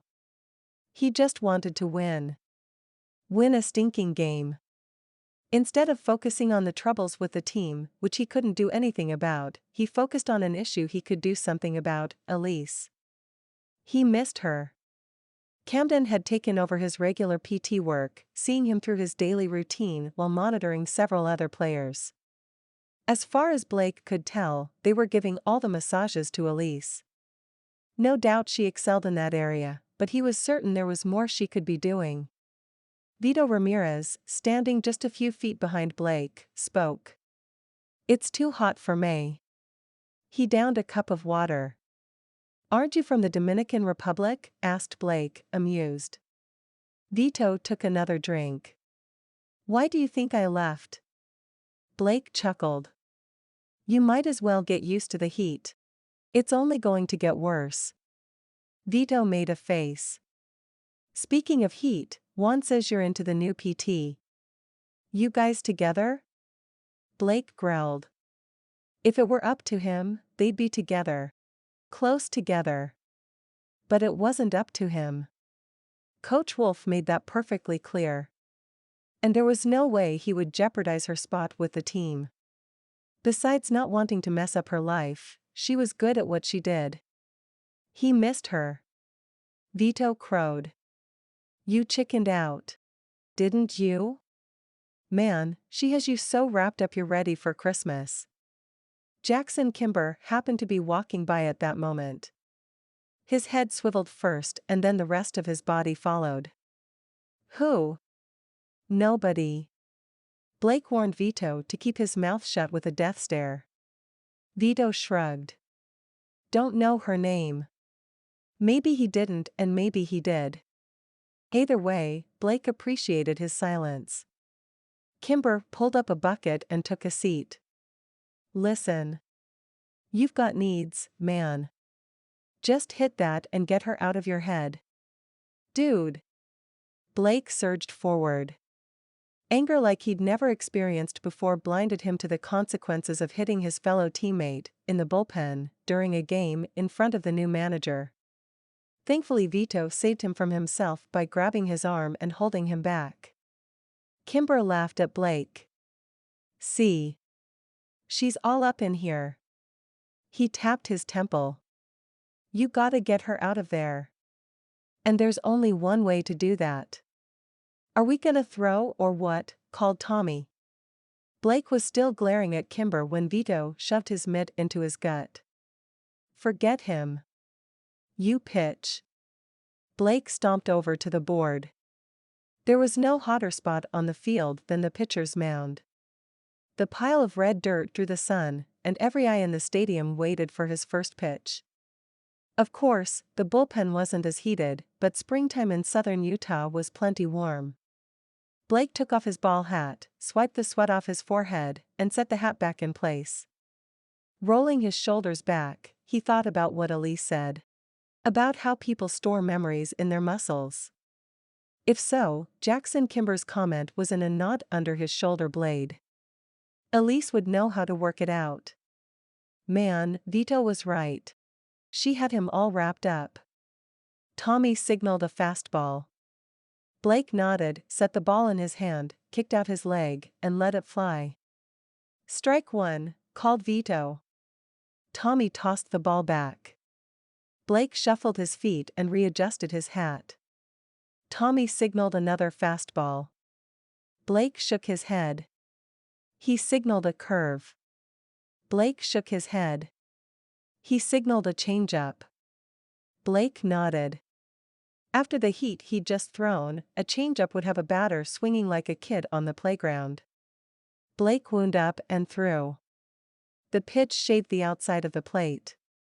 Blake rolled his shoulders. He just couldn't get loose. Elise could help. What was she doing right now? The PTs were there for pregame and postgame, so maybe she was in the stands. He glanced up at the seats he could see from his low vantage point and didn't find her. Tommy signaled a curve. Sure, why not?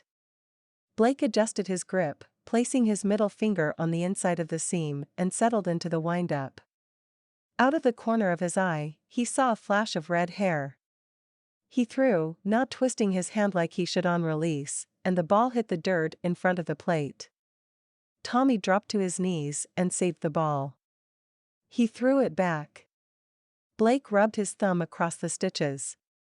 Kimber was only partly right. Elise was all over in his head, but she was in his skin too. That was the hard part, the craving for her touch. There was no getting Elise out of his system. If anything, their kiss had imprinted her into his system for good. And he'd screwed it up. Without reading the signal, he threw his fastball. It crushed Tommy's mitt and he glared. Blake cringed. Sorry. Tommy shook out his glove hand. Little warning next time. Yeah. Blake tossed the ball to Vito. You're up.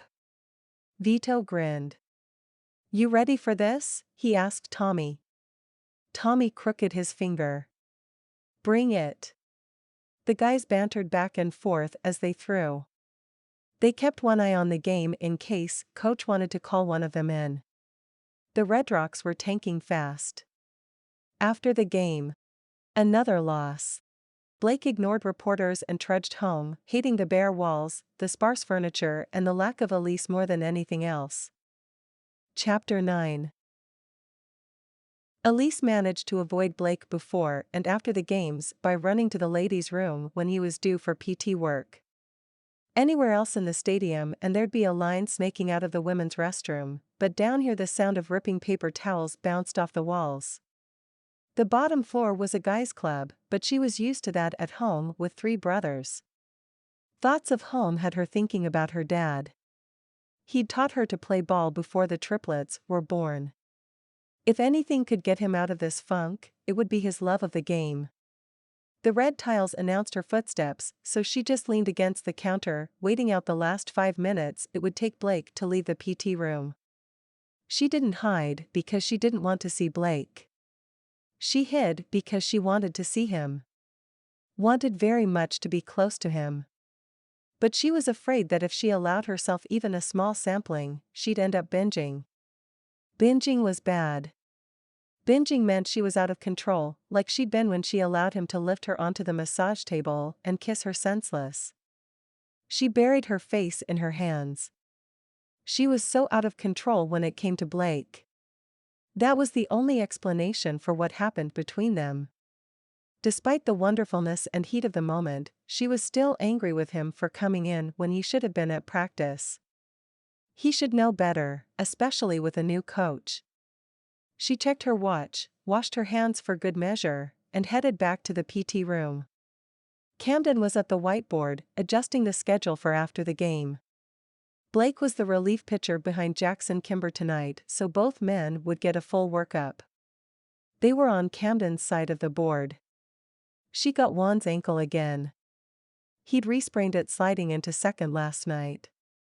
She also had Dustin Colt, the shortstop, who had a sore back but played like he was in the best shape of his life.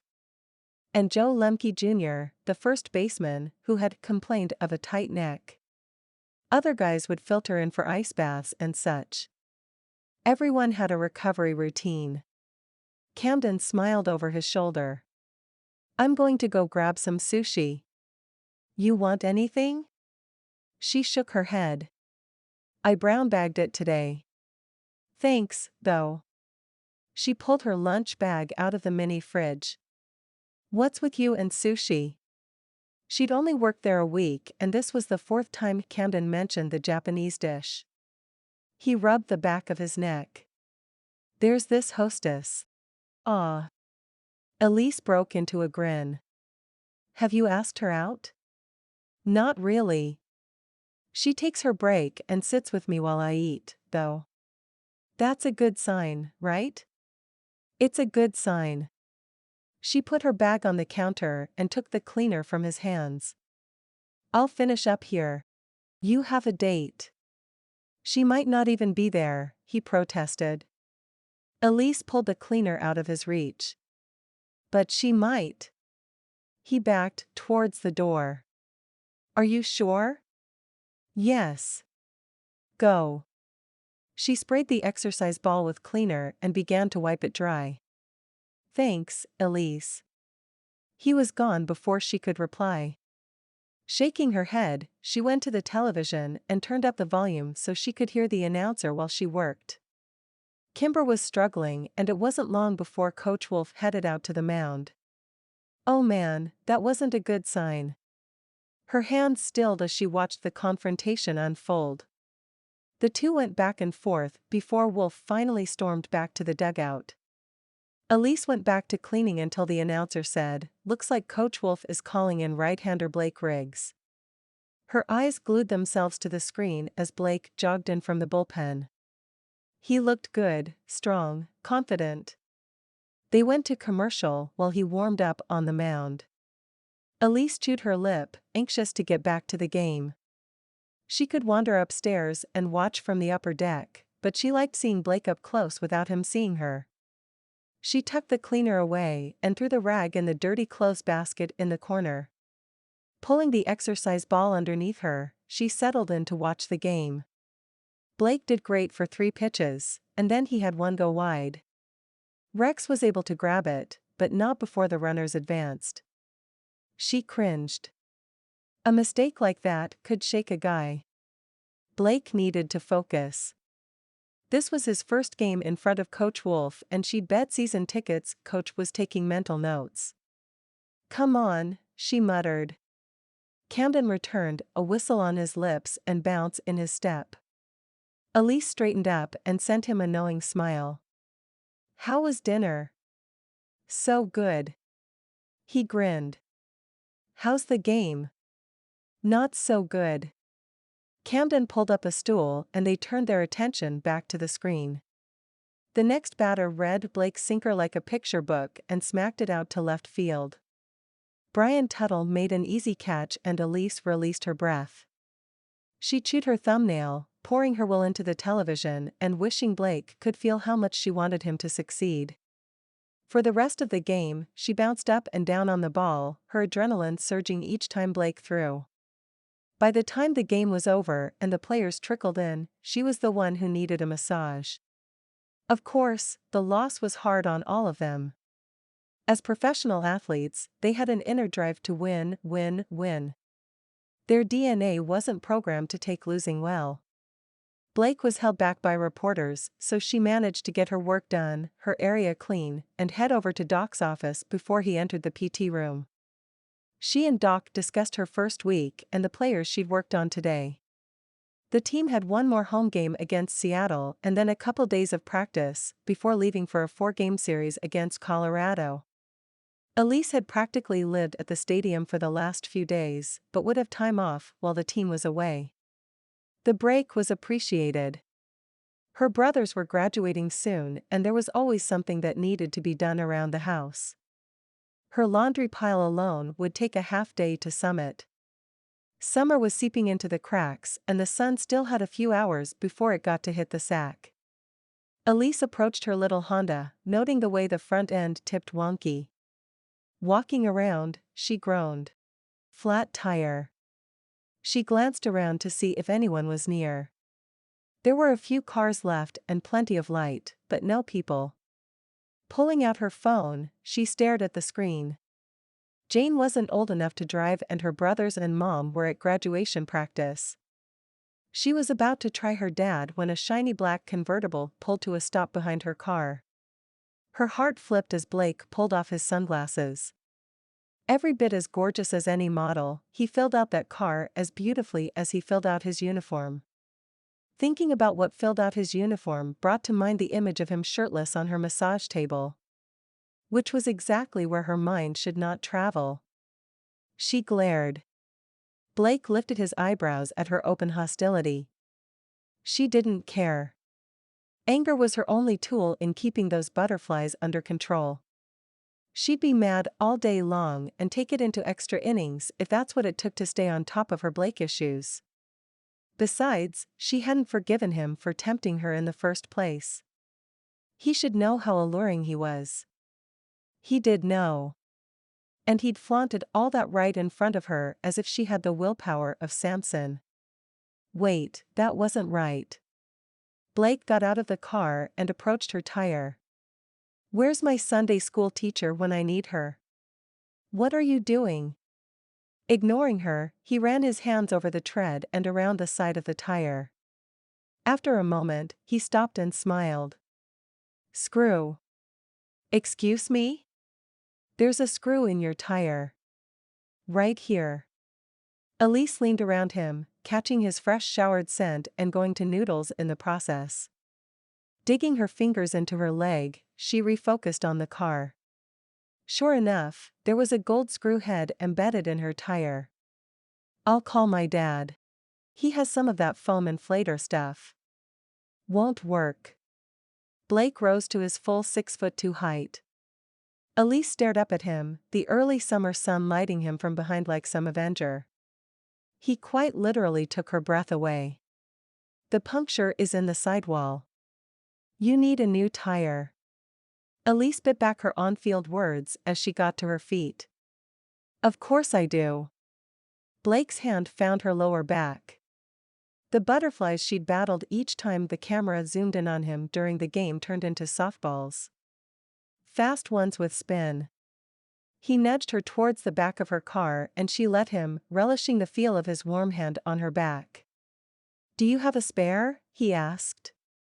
No, her spare was on the triplets' car. I'll drive you to the tire shop. Blake maneuvered her towards the passenger side of his convertible and she let him. Right up until she remembered that she was mad at him. I can't go with you. Elise spun away. Coach Wolf will fire me. Blake looked around, selling innocence that she wasn't buying. He's not here. Yeah, why should he care? She gritted her teeth. Doesn't matter if he's here or not. I'll call my dad. Thanks. Blake leaned against the front of his car, looking every bit the baseball calendar pinup. Except he had a shirt on. Although, she could easily picture what he'd look like with it off. Except she wasn't going to do that because she was mad at him. She growled. Blake lifted one eyebrow. I'll wait until he gets here. Suit yourself. She dialed, turning her back on the stunning vista and staring at the red cliffs instead. Pick up. Pick up. Oh, please pick up. No one answered. She hung her head. How about a neighbor? Blake offered. Elise thumbed through her contacts list. The phone was pretty new and she hadn't programmed many numbers into it since she moved home. She shook her head as she turned back around. A friend? She could call Doc's office, but she'd left their meeting feeling as if he saw her as competent and doing well. Not that a flat tire was her fault per se. She just didn't want her new boss to have to take care of her. Camden was probably eating leftover sushi with his cute hostess right now. Even though she'd grown up in St. George, she'd lost touch with her high school friends when she went to college. You're making me feel like a loser here, she said with a hint of lightness she didn't feel. Nothing sucked more than being stranded with no one to call. Okay, there were worse things in the world, but right now nothing in her life sucked more. You're a loser? Blake pointed her direction. You just went through every contact you have before choosing me. I'm literally the last person you want to be with right now. He wasn't, but she couldn't tell him that. His shoulders dropped. Come on. You can duck down so no one sees you with me. The idea that she would be embarrassed by Blake was kind of funny. She bit back a smile. If you're my only option, I guess I don't have a choice. Thanks. Thank you ever so much. Blake held her door open and she slid in. Elise didn't duck down in the seat, but she did keep her face turned away from the window and stared at her hands for most of the ride. No sense giving anyone on I-15 the chance to recognize her. Of course, with her red hair and the top down she was pretty hard to miss. One of the triplets or her mom could have picked her out without a problem. Blake eased into a parking spot at a tire store. The kind of place Elise didn't usually shop for tires. Costco was more her speed and budget, but there was no way she was asking him to head to the other side of town. The sooner she got out of his periphery vision, the better. I'll just be a minute. She put her hand on the door handle. I can get that for you. Blake turned off the car and unbuckled his seatbelt. No thanks. Elise hopped out of the car and was halfway to the entrance when she heard, "Wait up." She rolled her eyes. You don't need to come in. I can take care of this. PSH, yeah you can. He lifted a shoulder. I want to check out the tires. She folded her arms. Seriously? That was the lamest excuse she had ever heard. Why not just tell her that she was a girl and girls obviously know nothing about tires, so he was going to come in and go all macho on her? Yeah. He looked at her like she was crazy for not wanting to browse the newest radials. Whatever. She marched in, opening the door for herself. Weak little woman? I don't think so. How can I help you folks? Asked a man with a name badge that read Chris. He was a little overweight and had hair on the sides, but not the top of his head. The sides were cut close and his smile was quick. We're not together. Elise waved her hand towards Blake. I've got this one, said a younger version of Chris as he came around the counter to talk to Blake. Sorry about that. Chris set aside a stack of grease-smeared papers. What can I help you with? Elise explained about the tire. Is the hole in the tread or on the side? Chris asked. She paused, not because she didn't know the answer but because Blake had taken the time to point it out to her in the parking lot. Like he'd known she would need to know where the hole was or something. The sighed. That means you'll need a new one. She bit her lip and nodded. Blake had already told her that. Do you have a used one? He asked for the make and model of her car, typing the info into the computer. After a moment, he said, I've got one out back that you can take with you for $35. Okay, I guess that will have to do. And it would too, at least until she had a couple paychecks under her belt. She paid with a debit card. Chris nodded and disappeared behind a blue metal door with a window. Through the window, she could see a red car on a jack, the mechanic loosening the bolts around the tire. Once the noise from the shop died away, she turned to find Blake deep in conversation with Chris Jr. They have the variable contact patch 2.0. What's the belt? Asked Blake. Twarin, said Chris Jr. Blake bobbed his head. Sweet.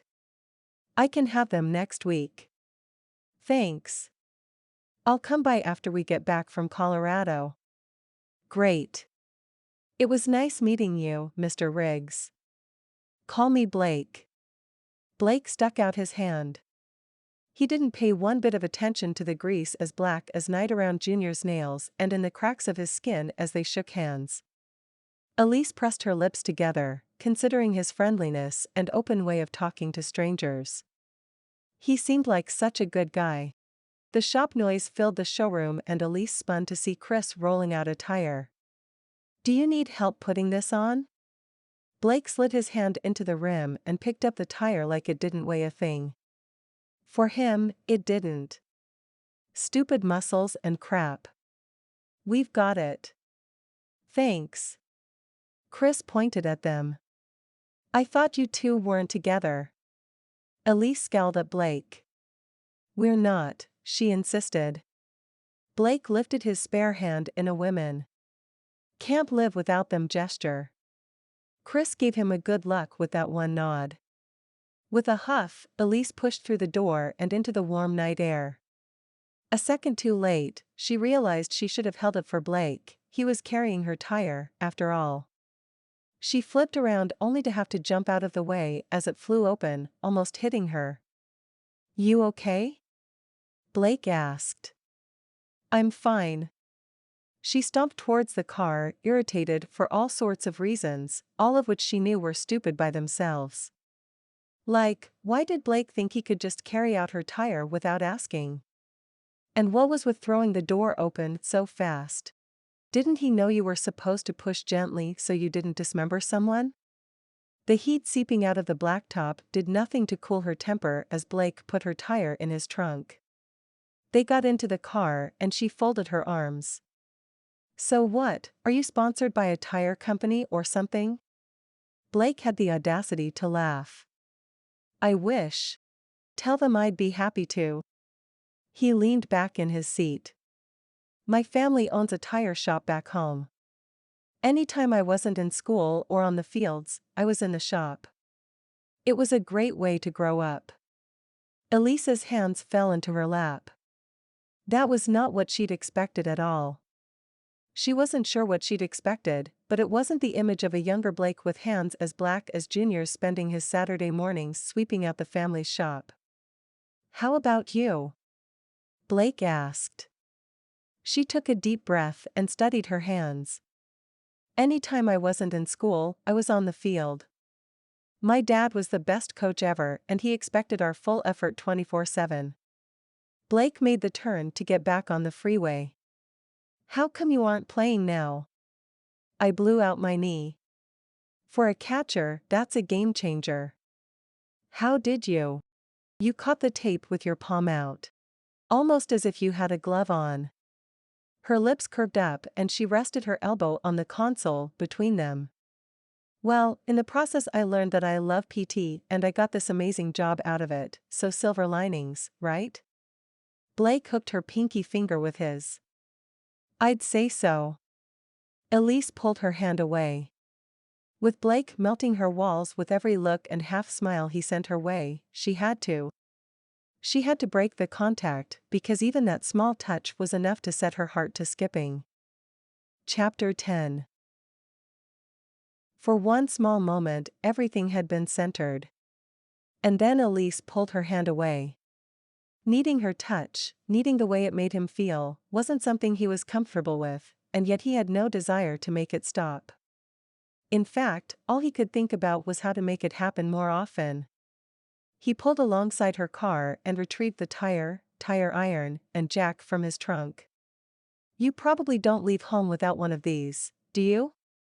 She patted the jack in his hands. "My dad would be ashamed." Blake began loosening the lug nuts. As soon as he had one spinning, he moved on to the next, while Elise twisted it the rest of the way off and set them aside so they didn't roll away. "What does he think about baseball?" she asked. She kept her eyes on the tire, more comfortable to look there than at him while she talked. Which was fine. Talking was an improvement, he could work on eye contact. "He was so disappointed when I was drafted." The jack stopped. "You're joking, right?" She lifted her gaze. "Bingo." He held her there for a minute, before slowly smiling.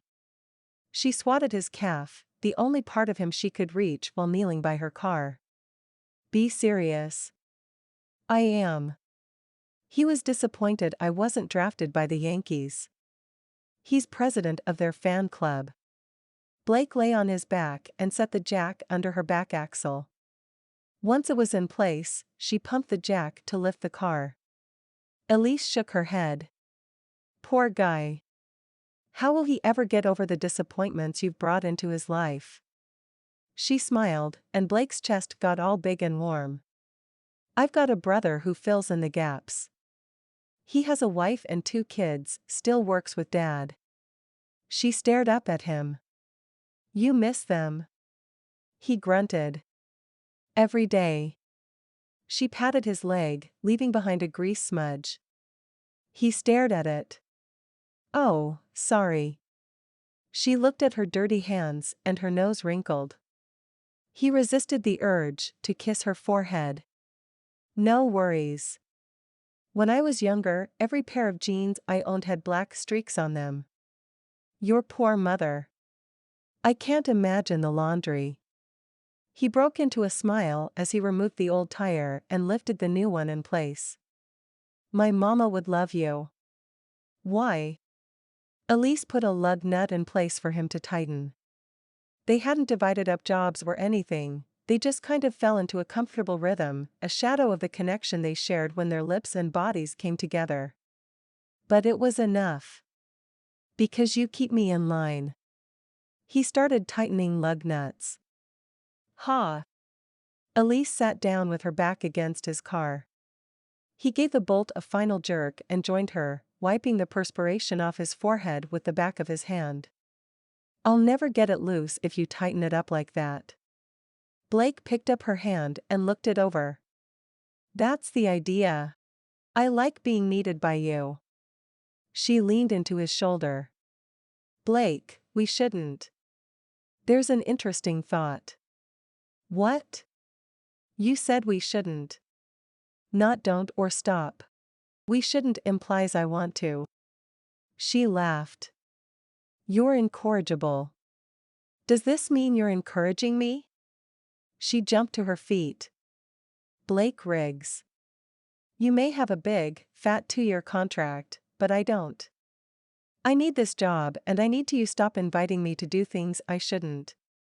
He got slowly to his feet, all sorts of warm and gooey feelings welling up inside, but they were tempered by the idea that he could be the reason she went away. "I don't want you to go anywhere. I just. Dang it, Elise. Something happens when I'm with you and I don't understand what it is, but it's like that first time you hit a double in a game. You know? And you think, man, baseball could be the thing for me. Do you know what I mean?" He saw it in her eyes. He saw that she knew exactly what he meant. The feeling that ties you to the game, that imprints it on your DNA like numbers on the back of a uniform. She got it. And because she got it, he had to do all in his power to keep her around. Even if it meant taking a step back. He did just that and held up his hands. Don't worry. I won't tell anyone you made me change your tire. He made quick work of lowering the jack and stowing it in his trunk as he teased her. Her mouth dropped open. I made you? Yeah, practically begged me, but what's a guy to do? He rolled his shoulders around. The only way to ensure Elise kept her job was to keep her far enough away that Coach Wolf didn't have a reason to get rid of her. The only way he was going to ever be satisfied in life was if he spent as much time with her as possible. Therefore, he would just have to work the system. And maybe pop her other 3 tires. But that was a last resort. Wait. What? Blake put his tools back and stowed her now spare tire in her trunk. I'll see you around. He winked, slammed her trunk, and made his way to his car. Elise threw her hands in the air before slamming her door and starting the car. Good. She could make it home safely now, and he could hit the lap pool to work off all this extra energy and ponder his next move. Chapter 11. Elise twisted the t-shirt in her hands, and then realized what she was doing and smoothed it back out. Standing behind her dad's recliner, she took a deep breath. Hey, Dad. Hi. Dad turned away from SBORTS Network's recap of last night's games. Top of their broadcast was Coach Wolf's visit to the mound last night. They replayed him and Jackson Kimber squaring off, changing to slow motion as Jackson reached for his throwing arm. Elise glared at the screen. You think he's full of it? Asked Dad. She shook her head. Her interactions with Kimber were minimal, mostly because she avoided him, but he smelled like a snake in the grass. Kimber claimed Coach had made him pitch with a sore arm. I don't have any proof. I wasn't the one who worked on his arm, so I can't really say either way. Dad's eyes glinted with mischief. He's full of crap. Elise burst out a laugh. Your words, not mine. Dismissing Kimber from her thoughts, she touched her dad's arm. I brought you something. She held out the shirt, feeling hopeful. He unfolded the bundle to reveal the Red Rocks logo. Your new favorite team, huh? She smiled, thinking of Blake and how he'd gotten his hands dirty to help her out. And how he'd hooked her pinky. And how her heart had pounded at first contact. I guess I bleed red. His eyes crinkled. You and Jane. Blake Rygs is all she can talk about. Elise blushed. Jane's enthusiasm for Blake was as much about his pitching abilities as it was his kindness the other day. Can't say I blame her. He did load our groceries. The crinkles disappeared, and Elise immediately regretted saying anything. Her dad used to be the one to make the Costco trip. Now he just sat in the recliner and watched the games he used to report on. Anyway, the shirt is a thank you. If you hadn't taught me everything I know about baseball and introduced me to Doc, I wouldn't have gotten the job. He shrugged. Your degree got you the job. She shook her head. Doc Birmingham was as impressed with my baseball knowledge as he was with my degree. And that was all you. She smiled. Dad nodded and his cheeks lifted, but his eyes didn't crinkle. Early game today? She checked the clock on the wall. Yep. I'd better get going. She kissed his cheek. Put the shirt on for the game, okay? It's good luck. Okay, Dottie. Dad chuckled at his use of her old nickname. When she started catching, he nicknamed her after the talented catcher in a league of their own. Her brothers teased her that she should have been called Marla, after the designated hitter who inspired night games. But it was Dottie that stuck. Elise hurried out the door. What she hadn't told Dad was that the luck in the shirt was for him. He'd sent out 2 more resumes yesterday and she desperately wanted him to find a job. Not just any job, but one he'd love as much as his old job. Writing for the local paper hadn't brought in a lot of money, but between her mom's teaching income and what her dad brought in, they had enough to pay the bills. And the two of them had overflowed with love, support, coaching, and life. She wasn't kidding when she told Blake it was a great way to grow up. Until she hit college and learned where some of her teammates came from, the demands and abuse they'd endured as kids, she had no idea how charmed her childhood truly had been. That's why, when she had the chance, she jumped in to help carry the load. She parked her car in the employee lot and rushed in. Afternoon games had an urgency about them that evening games avoided. She had the same amount of time to get the work done, but the earlier game time lent urgency to her movements. After washing her hands and saying hello to Camden, she checked the assignment board. Juan moseyed in. She helped him lay belly down on the ball and work his back. She transitioned him through several leg lifts and movements intended to strengthen the muscles around the spine. She had him turn to his back and do another series of movements to strengthen his core. Watching his form with her back to the door, she sensed Blake walk in and swallowed hard.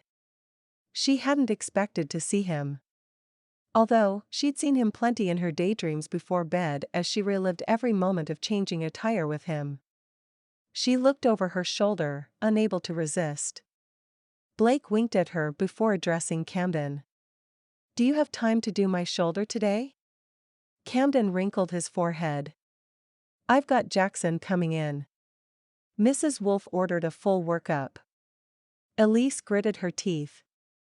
The report on SPORTS network about Kimber's claim of injury spurred the owner, Harper Wolfe, to insist on a full medical workup from Doc Birmingham. He, in turn, had ordered extra PT. Jackson insisted Camden do the work, and not the new kid. She was fine with that. The less time she spent with him, the better. "Elise, what have you got?" Juan rolled to his side, and she gently took his hand to steady him as he lifted his right leg. Camden glanced at the board and then back at her. She had time and he knew it. She gave a small shake of her head. Heaven help her, touching Blake was like playing with fire, or eating one spoonful of ice cream, or only hearing the first line of your favorite song. He turned his attention to Blake. "What's going on?" Blake rolled his shoulders. "It's not a big deal. I just changed a tire last night and my shoulders are kind of tight." Elise glared. "Of all the guilt tripping. I can take care of you when I'm done here." She looked down to find Juan grinning like a fool. "Not a word," she warned. "Who, me?" "I'm not talking." Juan was all innocence.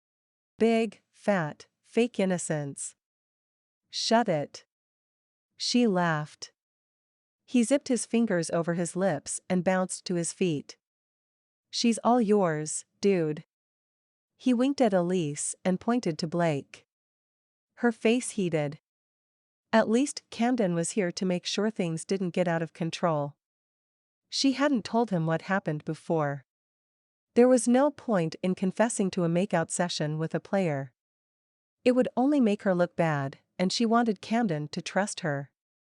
Besides, if Coach Wolfe hadn't felt the need to tell Doc Birmingham or Camden, she wasn't going to. Blake took his shirt off, and the heat spread to her neck. Why'd he have to have that effect on her? She looked at half-naked bodies all day long. Worked them over without one butterfly or hitch in her breath. With Blake, it was different. So very different. "Elise?" Blake asked, bringing her gaze up from his body to his face. "I'm up here." Camden snorted. "Shut it," Elise muttered. Mortified to be caught drool staring, she moved to stand behind Blake. "Let's check your range of motion." She took his wrist in her hand, the warmth shooting up her arm and her pulse pounding in her wrist. Breathing deeply, she moved his arm up, around back, and in a circle. "You look great," Blake whispered. "Shoo," concentrating. She put her palm on his shoulder, moving his arm and feeling the muscles contract and relax beneath her palm. Jackson swaggered in. Elise barely glanced up from Blake's nicely rounded shoulder. Camden fist bumped him and they got to work. She moved to the front and repeated the process. "How's Jane?" asked Blake. "She's great. They had a tournament last weekend and her team took first." "She's good, then?"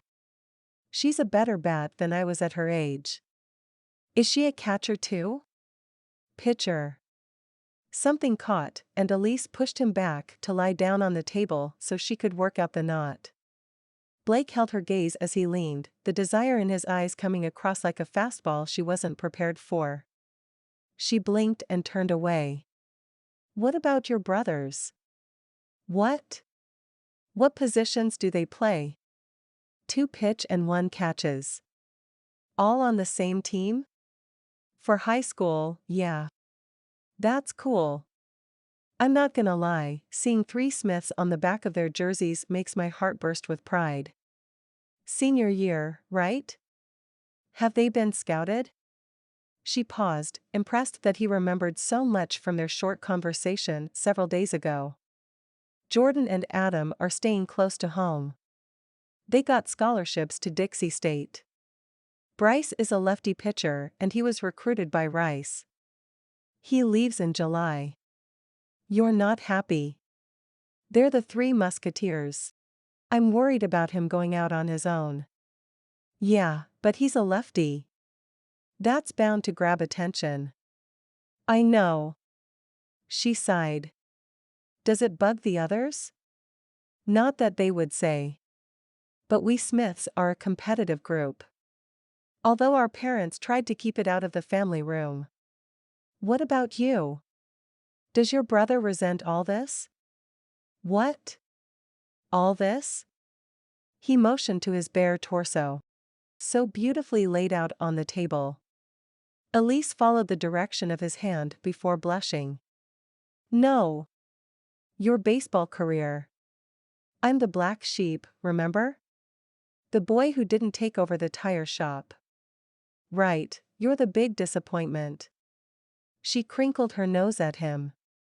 "It's a burden I bear." She slapped his arm. "Yeah, right." They laughed. Noticing how quiet it was, she glanced around and found Camden and Jackson watching the two of them. Camden was amused, and she knew she'd pay for teasing him about his sushi hostess. Jackson, on the other hand, had a mean glint in his eye. She wouldn't put it past him to get her in trouble. Blake grunted. She jerked her hands back. "I'm sorry." She glanced over at Jackson again. His head was turned, but his attention was still on the two of them. Blake touched her hand. "It's okay." His words were for Jackson's benefit, but the meaning behind them was for her. It was okay. He'd take care of Jackson. Her job was safe. He'd felt her fear, understood it, and with just whisper of a touch, he said he'd protect her. Elise rubbed her elbows, wanting to trust Blake and not knowing if she dared. Chapter 12. Really kick your leg out in front of you before you throw. Blake demonstrated the move in slow motion. You're getting it partway out there, but you aren't getting the momentum you could. "Like this?" asked Jordan Smith, Elise's little brother. Not that he'd introduced himself that way. But the 3 carrot tops running around baseball camp today couldn't belong to anyone else. Jordan did as instructed, but his toes landed to the right instead of pointing at the pitcher. "Yeah. But I want you to do it 15 times really slowly to get your form right before you try adding heat. You want your muscles to remember what they're supposed to do, and learn to do it faster and harder over time." Jordan nodded, his red hair bouncing against his forehead under his ball hat. Blake grinned at the sight. He couldn't believe his luck. Jackson Kimber was supposed to work with the pitchers from the local high schools today, but because of his supposed elbow injury, Blake was asked to fill in. When the triplets filed in, he pounced like a kid waiting for his turn in the batting cages. Elise had her brothers pegged. Bryce, the left-hander, had it all. His fastball was right on speed for his age and his curve was outstanding. Blake had taken time to point him out to the pitching coach, knowing word would spread to the scouts to keep an eye on him. Adam wasn't a pitcher, but that didn't stop him from coming with his brothers. He spent the day catching. There was some hustle in his moves, but he lacked the drive the other two displayed. Jordan, the right-handed pitcher, had a burning desire and a lot of raw talent. He supposed Jordan was often overlooked because of his southpaw brother. Blake had watched him throughout the 2-hour clinic, pulling him aside for some one-on-one while the rest of the kids headed out. He walked through his wind-up, this time his toes pointing right at Adam's glove. Good. Blake nodded. The kid's eyes lit up. Really? Blake tugged on his hat, wondering how much to say and how much to hold back. He didn't want to discourage Jordan, but he didn't want to give him false hope either. Here's the deal. He squatted down and drew a square in the dirt. If this is the draft, then this 10th in the upper right corner is left-handed pitchers. This is where scouts look first. He looked up to see Jordan chewing his bottom lip. Drawing a line across the top fourth of the square, he continued. After that is the right-handed pitchers. And then there's everyone else. Jordan nodded as Blake got to his feet. You aren't here. He pointed to the smallest section. Which means they have an edge on you. But you could be here. He pointed to the slightly larger area. Which means you have an edge over all the rest. He waved his hand over the biggest part of the square. You need to do all you can to get as close as you can to that small square. What do I have to do? The earnestness in his eyes reminded Blake of himself at that age. Take me out to the ball game singing through his veins. Honestly? You need to add 7 miles to your fastball over the next year and nail that sinker. Jordan's chin dip was like a signature on a contract. Blake threw up a hand like the third base coach holding up a runner. Do it smart. Don't blow out your arm. My sister's of PT. She watches out for us. He waved his mitt to include his brothers. Blake would bet money Elise did everything in her power to keep these guys strong and healthy. Do exactly what she tells you to do. Jordan, we gotta go. Adam yelled from the top of the dugout stairs. He and Bryce had their gear bags slung over their shoulders. Jordan waved to them. I'm sorry. He took 2 steps away. It's our birthday and we're supposed to meet my family at Sakura for dinner. The Japanese place on Main Street. Blake had driven past there 100 times and wanted to go in, but the hibachi tables made for a fun date atmosphere, making it a place he avoided when alone. Tonight, he wouldn't be alone. He'd be with Elise. Sounds like fun. A stab of homesickness hit his side. He hadn't had a family dinner in ages. Jordan shuffled his feet, kicking up a cloud of red dust. You wouldn't want to come, would you? I think my sister would have a heart attack if you showed up. She's a huge Red Rocks fan and you're her favorite pitcher. Blake stifled his smile. Jordan was talking about Jane, not Elise. But Elise might have a heart attack too. For a whole different reason. Play it cool, man. I'll stop by. Great. It's on Main Street, Jordan called as he jogged over to his bag and his brothers. Blake lifted a hand. Happy birthday, guys. They hurried up the stairs and out of the stadium. Blake jogged into the locker room, showered quickly, and threw on his street clothes. He shouldn't go. Elise would tell him to stay away. The risk was too great. But she hadn't invited him. Jordan had. And he couldn't talk himself out of seeing her. Besides, it would be rude to not show up after giving his word. And if there was one thing Blake's mom had drilled into him, it was good manners. And hard work. Elise was making him work plenty hard, and he was loving every minute of it. Chapter 13. Elise sat between her dad and Jane in the Sakura lobby. The hostesses rushed back and forth and discussed seating arrangements, continually tightening the belts on their floral silk kimonos. She wondered which one was Camden's girl. Dad had been quiet on the ride over, but that was normal as of late. He used to chat through a whole car ride about everything from the defensive shift to the length of a player's bat.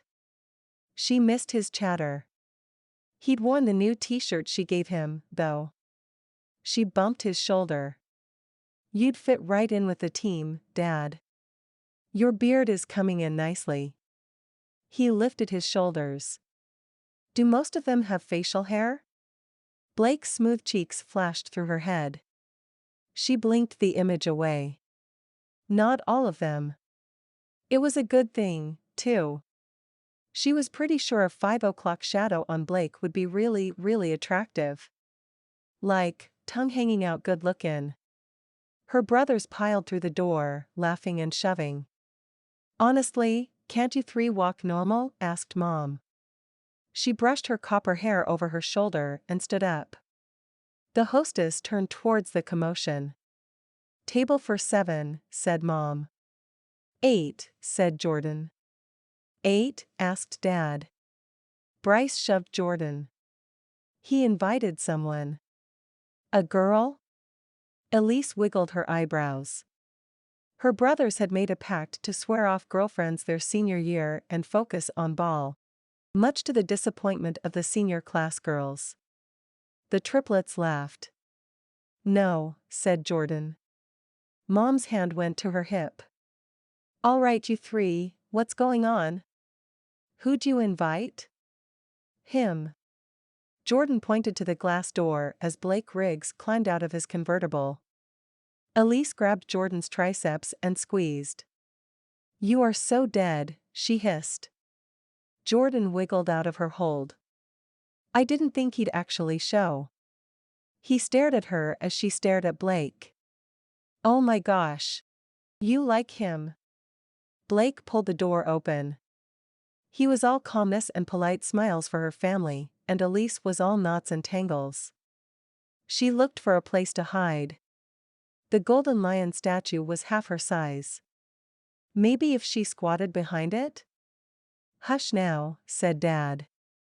He stepped forward to greet their guest. "Mr. Rygs, thank you so much for coming." They shook hands. Elise stared. Dad was taller, or straighter, or something. He used to talk to ballplayers on a daily basis. She hadn't thought that he'd been missing the interactions. Maybe he was lonely at home. "Thanks for the invite." Blake smiled easily. "You have some great kids here." He fist bumped Jordan even as his eyes traveled to Elise. "You probably already know Elise." Dad puffed his chest out and Elise glowed at the pride in his gaze. "I do, and she's pretty amazing." Blake's eyes smoldered. Elise's neck burned and she glanced guiltily at her dad. If he only knew the thoughts that ran through her head while working on Blake. Or that she'd kissed him. And liked it. Everyone looked back and forth between the two of them as if they were fitting puzzle pieces together. The air grew thick with understanding, innuendos, and onos. Work and Blake. She worked with Blake. He shouldn't be here. All it would take was one Insta photo showing up on the wrong feed and her job would be snatched away. Elise set her jaw. She had to get him out of here. "Your table is ready," said the short hostess with the messy bun. It was now or never. She hung back as the family filled in around the grill. They were already talking about their favorite sushi dishes and whether they wanted fried rice or not. Elise grabbed Blake's arm to hold him back. Her pulse fluttered in her wrist, and she snatched her hand away. "You can't be here. We aren't supposed to see each other." Blake grinned. I'm not here for you. Jordan invited me for their birthdays. She let out a low growl in frustration. Oh yeah? Where's your presents? I'm buying dinner. No. Elise wouldn't have it. Her family may not be in the best of times, but they weren't a charity case. Like I said. Not here for you. He moved past her and took the empty seat next to her dad. She huffed as she took the only other empty seat. Next to Blake. As soon as she was situated, Blake's leg brushed against hers. She bumped it away with her knee. Blake leaned back, his wide shoulders taking up all the space between the seats and fitting quite nicely next to hers. Red-faced, she hid behind the menu. Soon enough their server was there, asking for drink orders. They ordered waters, like always, and Mom ordered 2 yum-yum rolls for the table. Jane stared at Blake like he was some Greek god who landed at their table. What Elise wouldn't give for a little Percy Jackson lightning power right now so she could shock Blake right off his smug throne. He leaned forward and his leg was next to hers again. Rolling her eyes, she turned to watch the chef at the next table make an onion volcano of fire and tried desperately to ignore the heat spreading from her lower belly into all her extremities. "How's Wolf working out?" asked Dad. Elise smiled. "Bless him for perking up for the boy's birthday." Blake sipped his water. Wolf's coaching style is vastly different from Coach Adams's. "Which one do you like better?" Blake's leg bounced. Elise smiled to herself. Was he really nervous talking to her dad? That was kind of sweet. "I like Wolf on the field. He's fair, has high expectations, and I think he's going to do some good things for the team." "And off the field?" asked Dad. Blake considered Elise. She held his gaze for a moment before dropping it to her plate. "He has a rule or two I don't agree with." "He already has a better record than Adams," Dad tossed out. "I know." Blake leaned all the way back in his chair, his long arm sliding across the back of Elise's seat.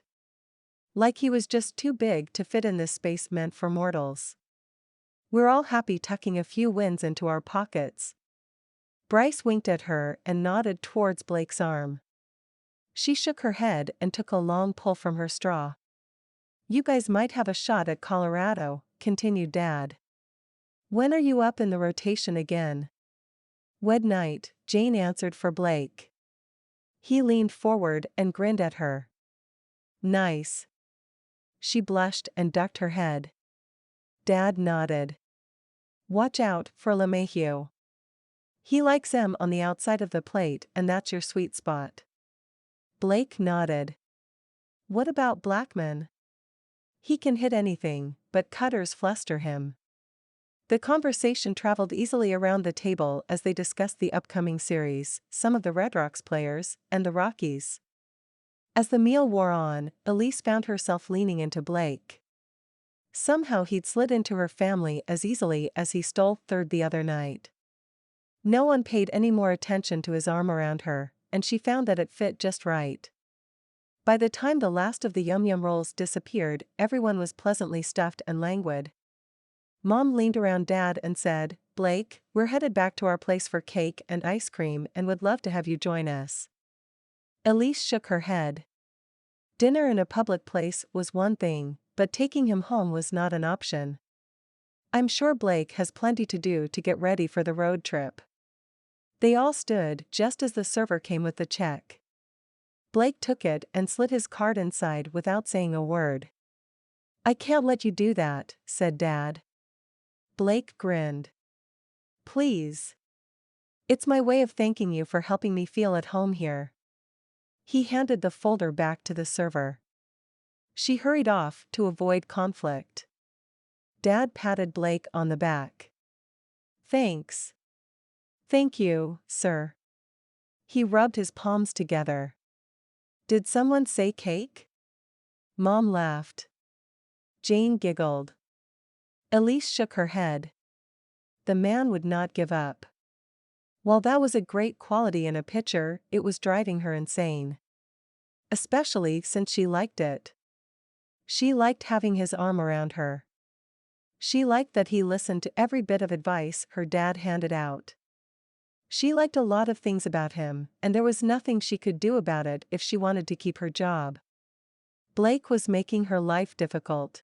On purpose. She elbowed him in the side, just for good measure. He hardly grunted. Big muscle jerk. Bryce pointed to Elise. She can ride with you so you don't get lost. The server handed him back his card and smiled. Sounds good, Blake replied. He put his hand on her lower back and guided her to his car. But, Elise looked for a way out, but nothing came to mind, especially since Blake's large hand covered her lower back and burned through her shirt. We'll see you at home. Her mom waved, and a smile as wide as right field graced her cheeks.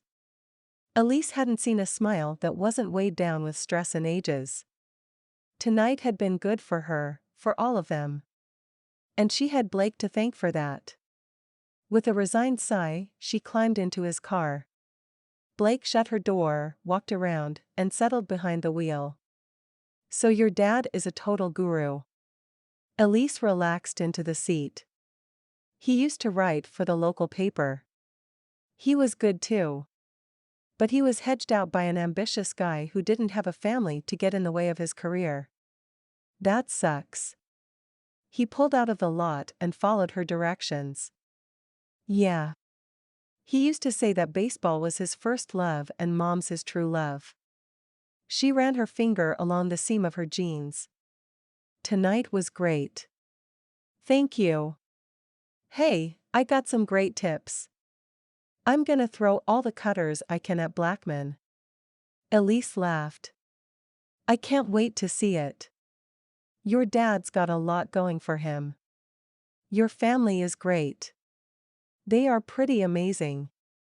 They lapsed into a companionable silence for a few moments.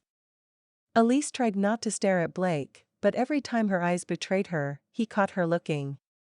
She scrambled for something to say that didn't have anything to do with the way he made her heart flutter. Oh, hey, I've been meaning to ask someone, what's up with Tuttle? What do you mean? I was working on his lower back yesterday and there's this. She scrunched her nose as she thought. Cloud hanging over him. He's playing fine, but he didn't look fine. Blake shifted in his seat. His wife just left him. Oh. Her shoulders slumped forward. Does anyone know why? Did he? She waved her hands. Never mind. It's none of my business and I don't want to know. He didn't cheat, if that's what you were going to ask. Blake stared straight ahead. She released her clenched fists. Sorry. I should believe the best about people. It's just. Affairs aren't uncommon for professional athletes, he filled in. Tuttle doesn't have a reputation, though. Not like some guys. She stared at her hands. You mean like me?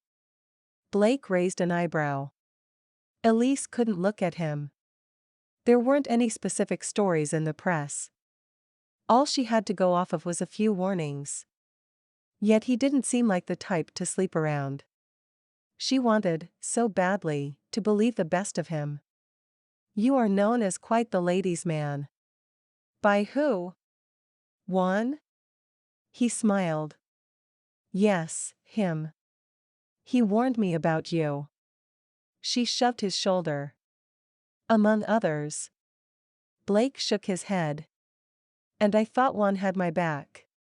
It's not like you date seriously or anything. Blake grumbled something she couldn't make out. What? He stared out the windshield, the smile still on his lips, but his eyes full of conflict. I always thought I'd settle down once I retired, but lately I've been missing my family, missing home. Well, at this point, I think my family would take you over me, so. He smiled. I could be traded tomorrow, you know? I could move 3 or 4 times a season if I was sent back down to AAA. Is it fair to ask a wife to live like that? She shrugged. Players do it all the time. Yeah. At what cost? Tuttle's family is falling apart around him and he has to go to Colorado for a series. He can't be here to work on his marriage, even if his ex was interested in making up. Elise traced the outline of her phone. Yeah, but there's Rex Barnes. He's had a long career. Longer than most. And they've made it work. Maybe I'll ask him how. Why? You thinking of getting married? She teased. He glanced at her and then quickly away. Is that so far-fetched? I guess not. She looked up. Oh. Turn here.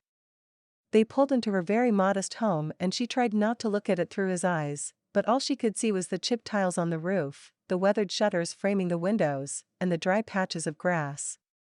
She fidgeted with her phone as they made their way into the house. Tripping over a catcher's mask inside the front door, she quickly kicked it aside. Sorry. The boys just sort of drop things when they come in. I think it's great. He smiled. Makes me feel at home. He ran his hand over the bat holder just inside the front door, where Jane and the boys hung their bats after practice. Their front entryway was more like a mini locker room. Elise relaxed at his statement. She wondered what his place looked like. Were there hats and mitts in all the corners? Elise, is that you? Called her mom from the kitchen.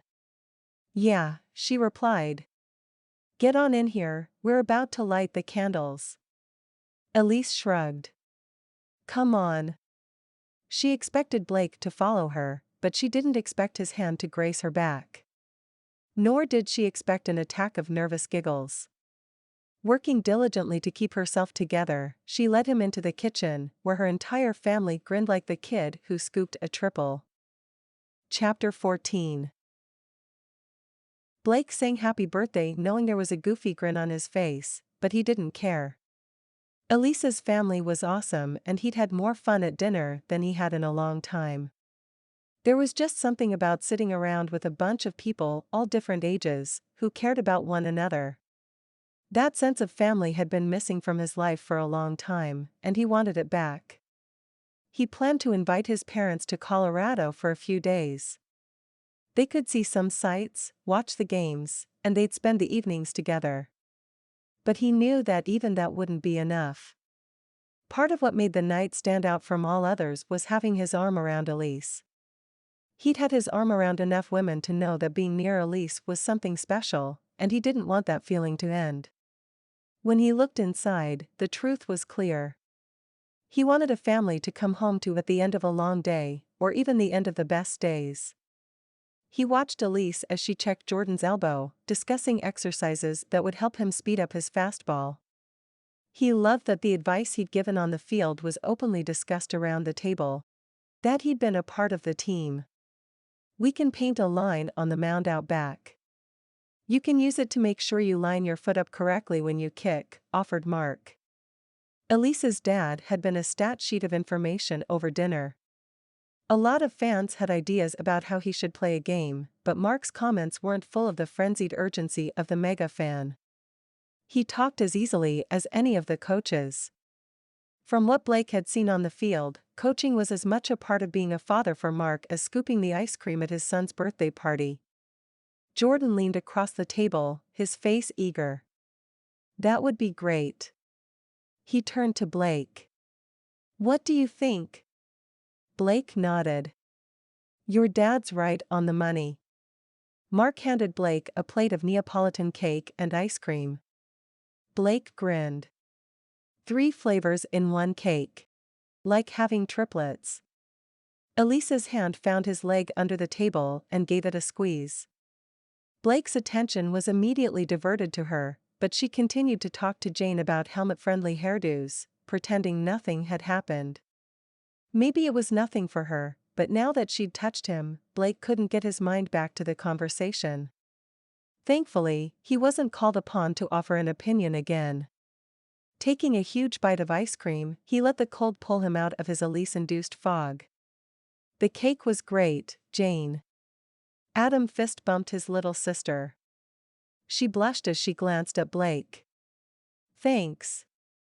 It was great, Blake threw in among the other compliments. Jane beamed. Elise's hand found his knee and stayed there. Their eyes met and she mouthed, "Thank you." He winked in response. Charades. Bryce jumped to his feet, gathering plates as he went. We have even teams. Elise's eyes went wide. She leaned close, her almond smell filling his senses. You don't have to play. I can sneak you out the back if you want. He put his lips near her ear. Are you afraid to lose? Shoving his chest, she got to her feet. It is so on. Jordan and Adam high-fived. Linda patted his shoulder. I'm going to apologize in advance for my family. They are ruthless. Blake laughed. I think I can hold my own. I'll get the cards. Jane darted down the hallway. The rest of them cleared the table quickly, Linda insisting she would load the dishwasher later, and they filed into the front room. Everyone rolled a die to decide what team they were on. They ended up with Blake, Elise, Mark, and Jane on one team and the triplets and Linda on the other. Since it was the triplets' birthday, they got to go first. Jane worked the timer, but it was obvious the three boys were in sync. They got 12 days of Christmas within 24 seconds. Unfair advantage. It's like hometown umpires over there, Blake groused. The boys laughed. We can take him. Jane handed him the deck and he took the top card. Kiss of death. Blake scratched his head and got to his feet in front of the couch. His palms were slick and he rubbed them on the front of his pants while he tried to come up with the fastest actions. When Jane said, "Go," he held up 3 fingers. 3 words, his team yelled in unison. He grinned, pointing to his 3rd finger. "Third word," said Mark. Blake pretended to stab himself in the chest and fall to the floor. "Murder," yelled Jane. He shook his head, rolled his eyes back, and let his tongue hang out. "Dead," said Elise. He sat up quick and rolled his hands, encouraging them. "Dead. Dying. Death," she sputtered. He pointed at her. "Death," she affirmed. Blake shot to his feet and held up 1 finger. "First word," said Mark. Blake puckered his lips and got blank stares. "Sour death?" Jane made a face. 3 words, Elise reminded her. "Go." She motioned for Blake to keep trying, her eyes darting to the time. He pressed his lips to the back of his hand. "Tasting of death," said Mark. Blake shook his head. 13 seconds, yelled Jane. "Come on." Blake grabbed Elise by the shoulders and hauled her to her feet. Her shocked face registered 2 seconds after he closed his eyes and pressed his lips to hers. The whole world spun as he held her in place. And then something amazing happened. Elise began to kiss him back, and it was like he was on the pitching mound in the middle of a stadium full of people, but all he could feel was her body against his and her lips as they moved against his.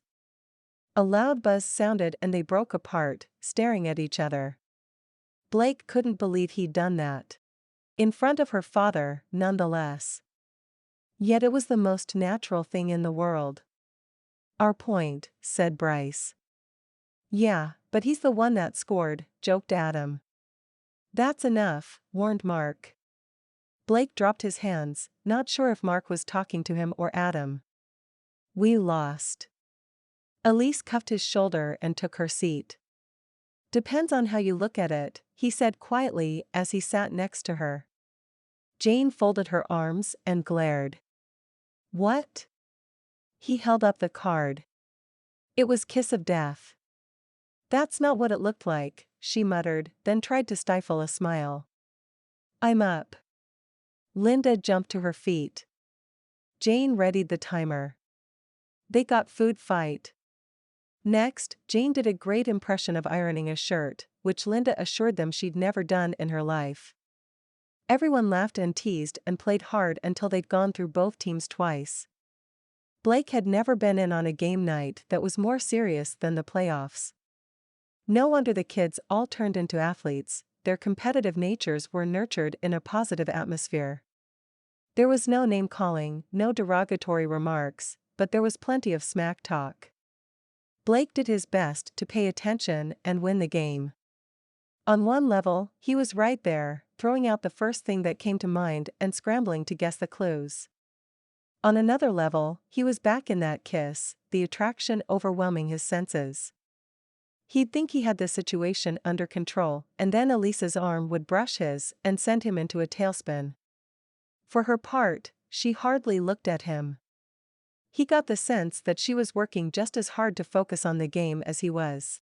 That if she let down her hyper-focus, she'd be all over him. That thought made his heart do funny things, and he ran his fingers down her arm without looking at her. This opened up a new game that only the two of them played. And they played it so well. When he leaned forward, her hand ran down his back. The movement was casual and yet so intense. He squeezed her shin and felt her jump before leaning back into the cushions. When it was her turn to pantomime, she used his knee to push off the couch. After she'd finished, he patted her leg for a job well done. Each opportunity to touch was taken, sending his desire to pick her up and haul her off higher and higher. The final score was 7-8, their only loss credited to Blake. Jane pouted. Sorry, sis. Blake patted her shoulder. I promise to bring my A game next time. She sighed. You'd better, or I'm becoming a Justin Turner fan. He pressed his hand to his chest. Ouch. They all laughed. Do you want another round of ice cream? Asked Jordan. He rubbed his stomach as if it were hollow. I'd better get going. Bryce groaned. Thanks, though. He offered his hand to Mark, feeling as though he should make an effort to appear normal. Like the kiss hadn't happened. Like he wasn't enthralled with the man's daughter. I appreciate you letting me hang out with your family. Mark's eyes cut to Elise, who was busy cleaning up the cards. We're happy to have you. Come by any time. They shook hands, and Blake got the feeling Mark approved of him. Perhaps not approved of kissing in the family room, but of him in general. It was a good feeling. Linda gave him a hug and the kids fist bumped or high-fived him. Elise straightened. I'll walk you out. Kay. He put his hand on her back, unable to resist, and followed her through the entryway and out to the porch. As soon as he shut the door behind him, Elise grabbed the front of his shirt and pulled him to her. Even if the two of them hadn't been on the same wavelength for charades, they were writing the same thoughts, feelings, and intentions now. Blake gathered her up in his arms, kissing her hungrily. Elise responded with just as much need and passion. Her hands were on his shoulders, his cheeks, his neck, and his traveled from her back to her waist, pressing her against him. Closing the distance and breathing heavily. Having satiated their thirst for one another, they slowed down, savoring the moment, the touch, and one another. He moved to kiss her neck. She sighed against him and his stomach did all those first-pitch dances. Thanks, she said. He grinned against her soft skin. I've never had someone thank me for kissing them before. No, she swatted his arm with one hand while pulling him closer with the other. Thanks for making my brother's birthday and for talking baseball with my dad. He paused and pulled back to look at her. Is this how you always say thank you? She tilted her head. Why? Because you never did thank me for the tire thing. She grabbed his face and pulled him in for another hot and hungry kiss. When they were out of breath, she gasped, Thank you. He dropped his forehead to hers. You are so welcome. She laughed, a tired and contented sound. Do you want to go to breakfast before we fly out tomorrow? She shook her head and closed her eyes. We can't. No dating policy, remember? Then what's this? He pressed his lips to her forehead. A birthday party, she sighed. He trailed kisses down her neck and she sagged. Wanna have a birthday party tomorrow morning?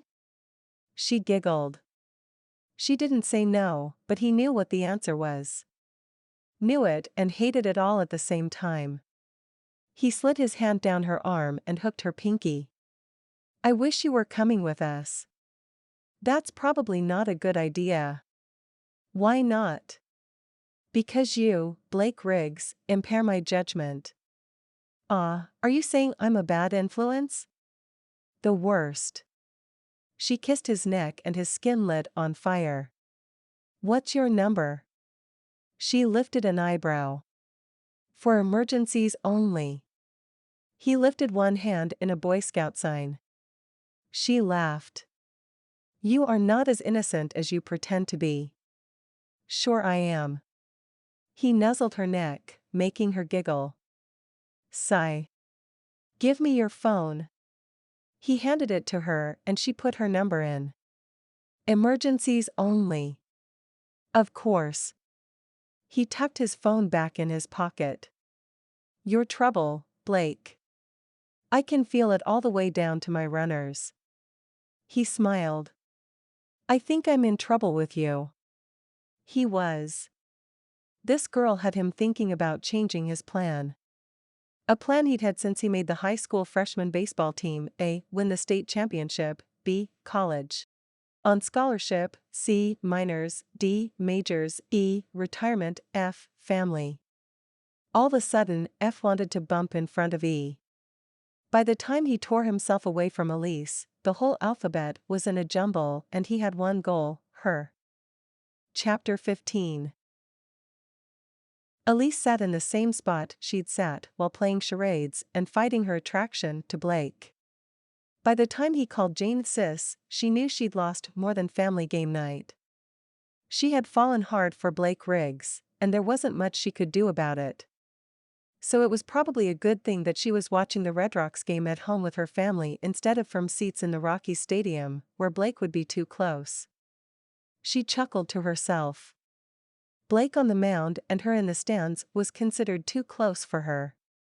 If she hadn't been able to keep her hands off of him with her family in the room, what good would a stadium full of people do to keep them apart? Zach Aiden was about to put away the fifth inning. Which meant Blake would most likely be on the mound in a few minutes. Man. I hope I never go this nuts over a girl, said Bryce as Elise bounced her fists off her knees. It will be nice to have him in the family, though. Panic coursed through her veins. You guys. You can't tell anyone about me and Blake. He shouldn't have even been here. What are you talking about? Asked Dad from his recliner. He painted the line for Jordan on the mound, just as he promised, but he'd spent all day yesterday in the chair again. Coming out of his depression wasn't going to happen in a day. He'd taken a big step forward, though, and she hoped he could continue to improve. Elise scrubbed her face. The Red Rocks have a no-dating policy. Well, it's more of a Coach Wolf rule. She glared at the screen as they showed Wolf in the dugout. Jane leaned back and kicked her feet up on the coffee table. It's a good thing they aren't watching our front porch, then. Why? Elise flipped on her. I had to wait 20 minutes to take the garbage out. Jane gave her a meaningful look. Elise threw a couch pillow at her. Quit spying on me. I wasn't spying. I was trying to do my chores. Jane threw the pillow back. Don't make out on the front porch if you don't want people to see. Elise hugged the pillow to her chest and sank into the couch, mortified. We weren't making out. 20 minutes is making out, growled Dad. Elise and Jane exchanged wide-eyed looks and burst into giggles. Her dad had never been the overprotective type, but he did expect them to behave.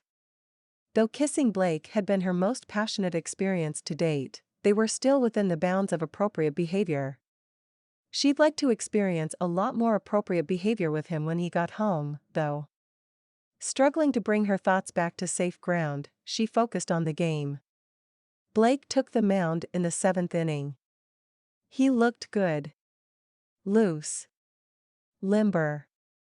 Hot. Oh man, did he look hot. Her thoughts went back to the porch. Hey. Bryce waved his hand in front of her face. I said your man looks good tonight. He's throwing insane. She smiled at hearing Blake called her man, and then frowned because he wasn't. Not really. She'd made that clear. They weren't dating. In fact, because of her stupid big mouth, Blake was free to go out with anyone he wanted. The thought made her ill. She pressed her fists into her eyes. What was she doing? The game ended at 11:30 and everyone trooped off to bed. Elise stayed on the couch, waiting to see if they would interview Blake. Sports Network started with Zach instead. Dad muted the TV.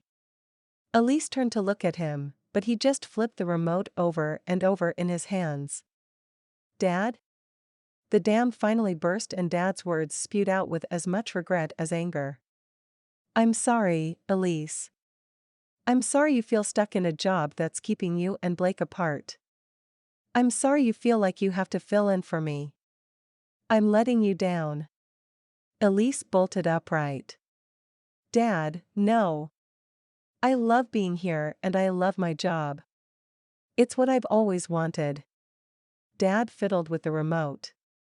Do you love this guy? Elise shrugged. She wasn't sure. They'd had so little time together, and yet she loved what she saw in him. I like him. You shouldn't be afraid to be with him, and it's my fault. If I was working, you could quit. Her heart dropped. Don't put this on your shoulders. It's Coach Wolf's rule, not yours. Besides, I knew the rules and played with fire. This is on me. Her phone beeped and Blake's number popped up. I'll call you when we get back to the hotel. She shook her head. Emergencies only. This is an emergency. Blake. My old tire-changing injury is acting up. She smiled at the screen. That look, right there, said Dad. Elise glanced up. What? That's the look of a girl in love. Dad got to his feet. Do you remember when you were 6 and you kept stepping out of the box? Elise nodded. She'd been hit by a pitch in the first inning and got a nice bruise on her back that hurt for days. The pain scared her enough that she stepped out of the batter's box at every pitch during her next at-bat. And what did I tell you? As she put on her batting helmet, fighting a stream of tears, her dad had pulled her aside. His strong hand on her shoulder and his comforting gaze had calmed her troubled mind. You said that sometimes I gotta take the hit to get on base, because that's where I was supposed to be. Yep. He lowered his chin. Think about where you're supposed to be and then get there. Elise struggled against the tears. She couldn't count the times she'd gone back to that advice while rehabilitating her knee, changing her career path, and even moving home. She'd taken hit after hit, but all those lumps and bruises had gotten her to her dream job, where she'd met Blake. Maybe all those lumps weren't leading her to the Red Rocks. Maybe they were leading her to Blake. Like her dad, baseball was her first love, but she had yet to find her true love. Blake's face filled the television screen. After a moment of admiring his square jaw and the happy tired look in his eyes, she dropped her face into her hands. Dad had never had to choose between his first love and his true love. No matter how she looked at it, this stupid no-dating players rule was tearing her heart in two. Chapter 16. Blake switched his phone to the other ear as Elise laughed. The sound filled him up as he sat in his empty hotel room. Alone tonight, he wanted to be with her more than ever. He'd had a good game, and he and Coach Wolf had talked a bit in the locker room after. A few more days of building a good rapport and he could ask Coach to lift the dating ban. Or make an exception. He wasn't looking for a flyby with Elise. A girl like her, she was the real deal. The endgame, not the pregame. Next door, Jackson Kimber was entertaining every Red Rocks fan in Colorado with loud music and a lot of booze. Blake banged on the wall, hoping they'd turn the music down so he could hear better. Someone banged back. "Blake?" Elise asked. "Can you hear me?" "Just barely." He turned up the volume on the phone. "What's going on?" "There's a party next door." "Oh. I'm going to talk to Wolf about changing the rule." The line was quiet. He pulled his phone away to make sure they hadn't been disconnected. "Elise? Do you think it will work?" "I do." He was strict when he first got here because he had to be. But he's settled in a bit, and maybe, if I promise we'll be discreet, he'll let up. The line was quiet for a minute. "What?" "Dad got turned down for another job today. He's low." "I'm sorry. Blake, I want to be with you, I'm scared. My family's counting on me right now." "I know. I promise I won't do anything that will mess with your job. If Coach says no, we'll figure something else out." "Kay," she replied softly. Several people pounded on his wall, drowning out the rest of Elise's comment. He'd worked for this phone call and these guys were messing it up. "I'm going to have to call you tomorrow. I can't hear a thing." He caught a quick night before the phone went dead. Growling, he yanked open his door, stomped past the bouncer, who gave him a sup, and found Jackson running his hands over some woman. "Hey," he yelled over the music. Jackson offered a fist bump. "Glad you could make it. There's a cooler of beer around here somewhere." "I'm good." "Hey, can you turn the music down?" Jackson cuffed his shoulder. "Got something sweet going on next door?" "She's back home." "I can't hear," he yelled, pointing at his phone. Jackson's face clouded over. "Don't tell me it's that new PT. You guys were like lovesick puppies the other day." "I'm not telling you nothin', Dot." Blake backed out. "She's not bad. Have you tried her out?" "Shut up." Blake glared. Jackson grinned. "Just turn the music down." Blake refrained from calling Jackson a few names as he ignored Blake and went back to his companion. Blake stormed back to his room, disgusted.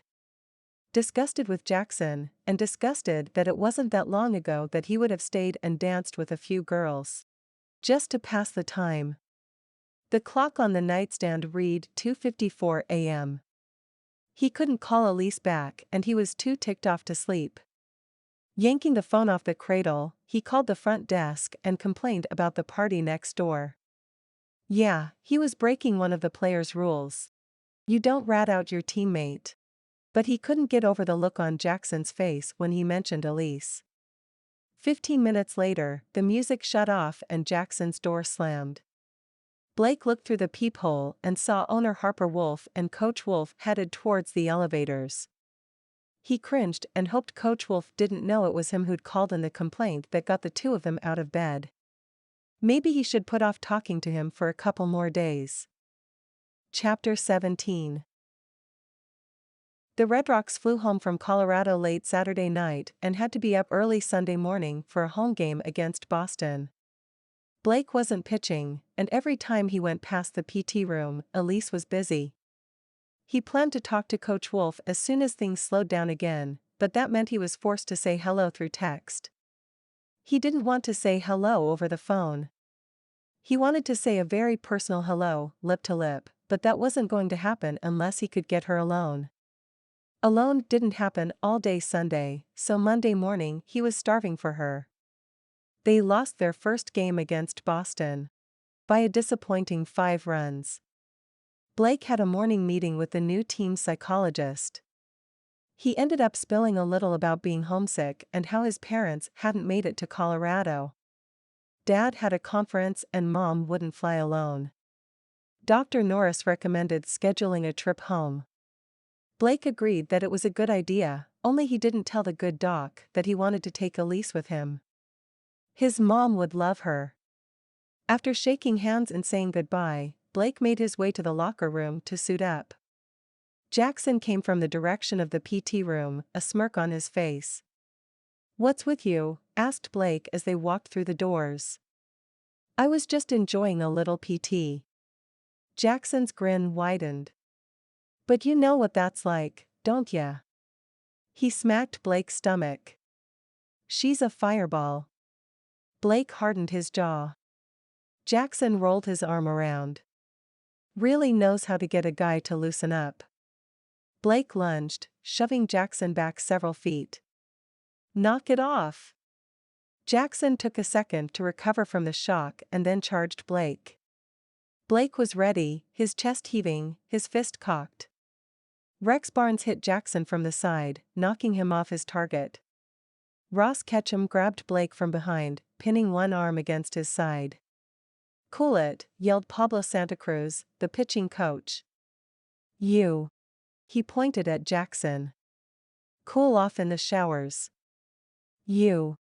He pointed at Blake. "Get dressed and hit the bullpen."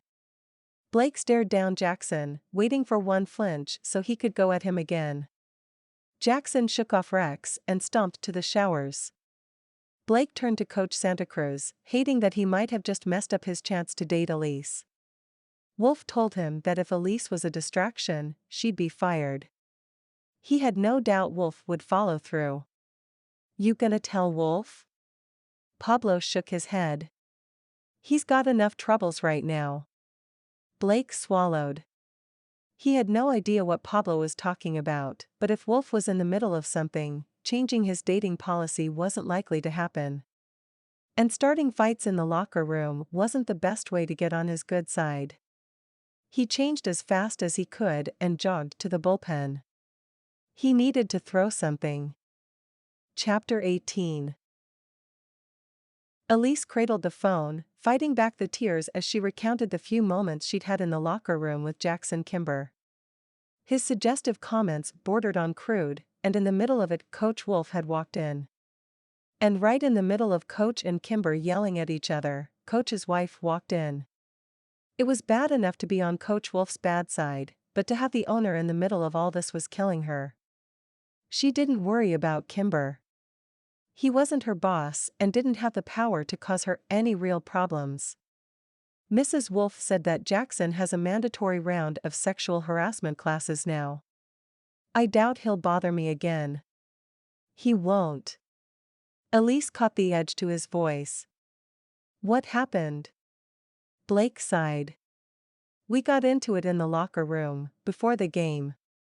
She bit back a curse. "Blake Tyrell Riggs." He laughed. "This isn't funny." "You looked up my middle name?" She couldn't help herself, she smiled. "For your information, Jane's the one who Googled you." "Anything out there I should know about?" "Just your prom picture." He coughed. "Really? Really? Really?" Her heart dragged her down like a weighted practice ball. "Blake, we can't keep doing this." He didn't like the reserved note in her tone. "Doing what?" "Every time we talk I fall a little harder, a little deeper. I can't keep doing this knowing it can't go anywhere. I'm going to talk to Coach. I just needed to make sure he didn't hear about me and Jackson today." That's exactly what Wolf was worried about. He didn't want it to interfere with the team, and look at what happened.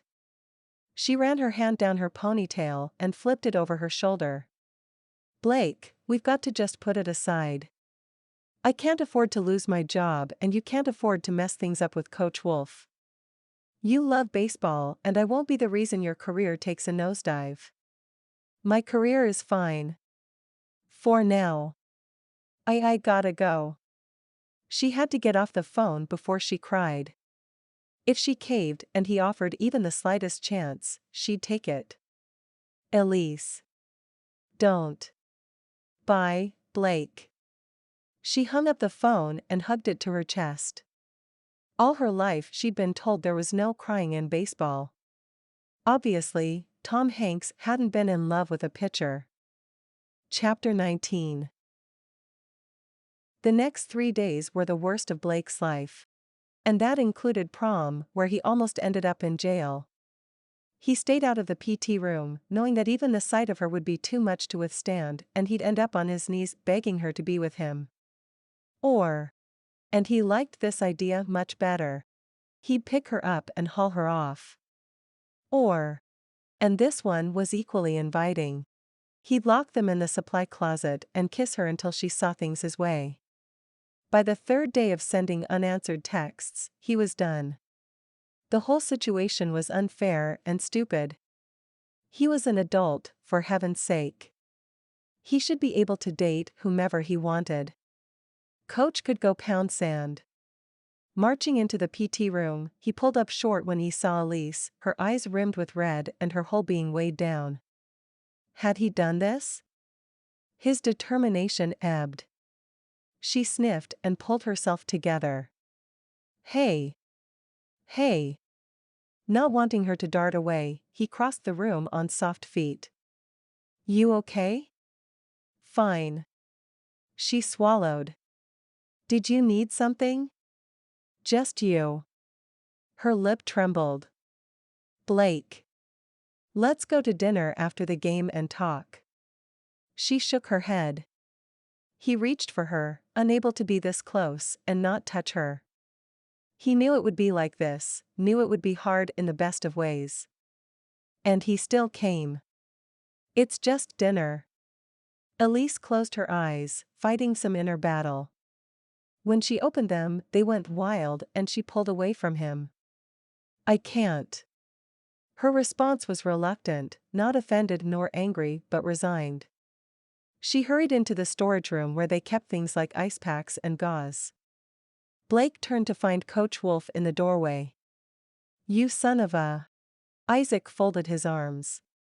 Nobody bats 1,000, kid. You can't get all the girls. I don't want to bat 1,000. I want her. He pointed to the open storage room door.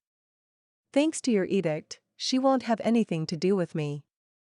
Mixing romance and baseball is a bad idea, says the coach who married the owner. Well, that's what I thought. Blake bumped past him and headed to the locker room. Jackson had better stay out of his way today. Chapter 20. Elise poked her head out the closet door. Blake had gone off on Coach Wolf. It was nice to know how he felt, but it would have been better, for both of them, if he'd been calmer. Is he gone? Coach sighed. For now. I don't know how long he'll stay away. We can have him take those classes with Jackson about workplace behavior and sexual harassment. Elise threw her hands out. No. He's nothing like Jackson. Wolf stared at her as if trying to figure something out. Was it so hard to believe that she and Blake could really be in love? That Blake wanted more from her than a fling? If anyone had asked her that question a couple weeks ago, she would have told them that yes, it was hard to believe. But since then, she'd discovered the kind, funny, loving man under the image. Whatever Coach was thinking, he kept it to himself. Can I get some menthol cream? He asked. Relieved he hadn't fired her, she replied, sure. She retrieved a new tube from the supply closet. Make sure you wash your hands after you apply. This is strong stuff. I will, thanks. Wolf squirted some of the minty gel into his palm and then worked it into the back of his neck as he left the room. She sagged against the massage table. Maybe she could quit the team and just go ahead and date Blake. Work was miserable the last few days, knowing he was in the building but not near enough to touch. Camden breezed through, grabbing his wallet out of his desk. "I'm off for sushi." She waved, staring at a speck on the floor and not seeing anything. He didn't bother to stop, too excited to spend time with his girl. She flipped on the television and found the game. Blake was pitching today. He hadn't gotten his pregame workup and she hoped he'd done a good warm-up. She cleaned a few machines, listening for Blake's name to come up. As a relief pitcher, he wouldn't get to the mound until the 6th inning or so. Around the 3rd inning, coach pulled Vito Ramirez, who was lobbing melons across the plate, and called in Blake. Blake pitched well enough, his anger clear in the set of his jaw. Elise prayed he could make it through the game. The Red Rocks put away 3 batters and were up to bat. When Blake came up in the lineup, she glued her eyes to the screen. The camera zoomed in on his face, and she gasped. Blake stalked to the plate like a lion on the hunt. He jerked his chin to the pitcher and then lifted one side of his cheek in a cocky grin. Elise wrapped her arms around herself, afraid she might just explode with the combination of desire and nerves coursing through her veins. The first pitch was outside and Blake let it go. He stepped out of the box, adjusted his grip on the bat, and jerked his chin at the pitcher again, daring him to put one over the plate. The next one was inside. Again, Blake let it go. 2 balls, no strikes. He had the pitcher right where he wanted him. Blake fouled off a breaking ball and a slider. "Come on," she whispered. Another foul ball and the count was 2-2. "Shoot." Another foul ball had fans scrambling in the stands. "Throw him a fastball," she encouraged. Blake loved fastballs. They were his sweet pitch. Unfortunately, the pitcher knew that too, and he sent another curveball towards home. Another foul. The pitcher wound up and threw heat over the plate. Blake smacked the ball over the shortstop's head, where it dropped 10 feet in front of the center fielder. "Yes." Elise jumped, throwing her hands in the air. The third base coach waved Juan, who had a massive lead off second plate, towards home as the outfielder scooped up the ball and sent it on a long flight towards the catcher. He held it as Turk, who had been on first, dove for the third base bag and Blake slid into second with a giant whoop. He pointed towards the dugout. "That's it, baby." He bounced on his bag. Elise laughed out loud, feeling as though she were right there with him. The game was tied and they had 2 outs left. Elise's sorrows lifted at seeing Blake do well. The next batter, Corbin Noland, headed for the batter's box and the stands settled. Elise went back to work, logging pregame workout information into the computer system. A few minutes later, there was a commotion in the hallway. Doc Birmingham rushed Coach Wolf past the door and towards the medical room. She followed the group, not sure if she'd be needed and wondering what had happened. Doc Birmingham laid Wolf out on a padded table. "Hold on a sec while I put on some gloves." Wolf nodded, his arm across his eyes. "I'll call your wife," Elise said. As she turned to leave, Mrs. Wolf strode in, her face a mask of worry. "No. She needs to focus on the game," said Wolf. "Don't be stupid," said Mrs. Wolf as she stepped up to the table. She brushed his hair off his forehead. He relaxed into her touch. Elise bit her lip. They were so good together. She wanted that with Blake, wanted to have the right to walk into a room and just take his hand. "Will you grab the tray over there?" Doc Birmingham pointed to the counter, where a tray of gauze and saline waited. Elise nodded. "Who's coaching?" asked Wolf. Mrs. Wolf laughed lightly. "Not me." "Harper," he pleaded, "please tell me the score." "It's still tied." "That was quite the inning." "It was." Wolf grinned. "I found Blake's motivation." "Oh. Yeah, Elise." Elise felt the tray slip from her fingers as she stared at Coach Wolf.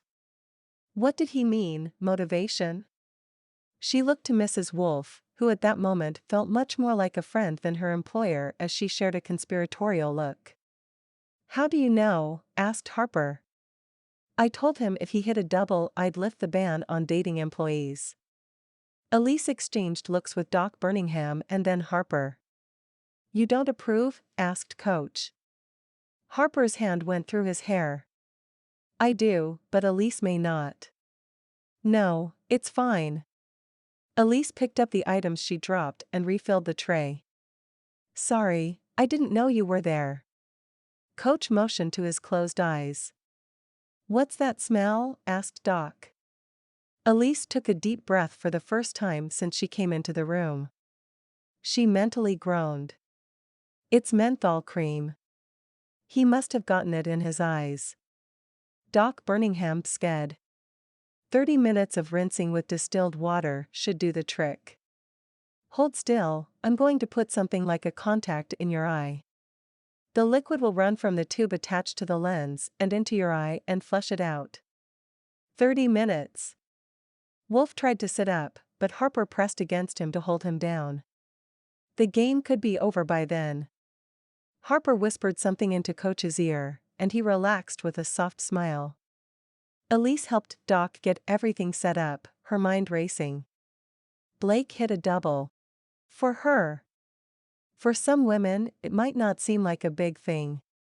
What's the big deal?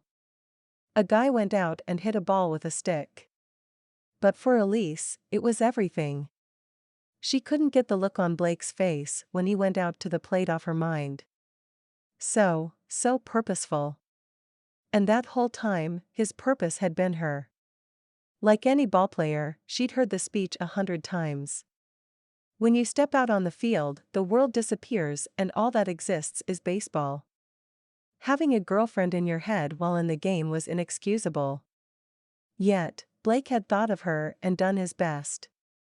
He'd gone to battle with that pitcher and come off conquering. For her.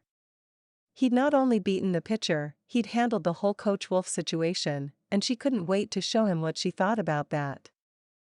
Chapter 21. Elise took one last look around the PT room before shutting off the lights. All evening she'd waited for Blake to come in so they could celebrate. She even sent Camden home early and cleaned the room by herself just in case.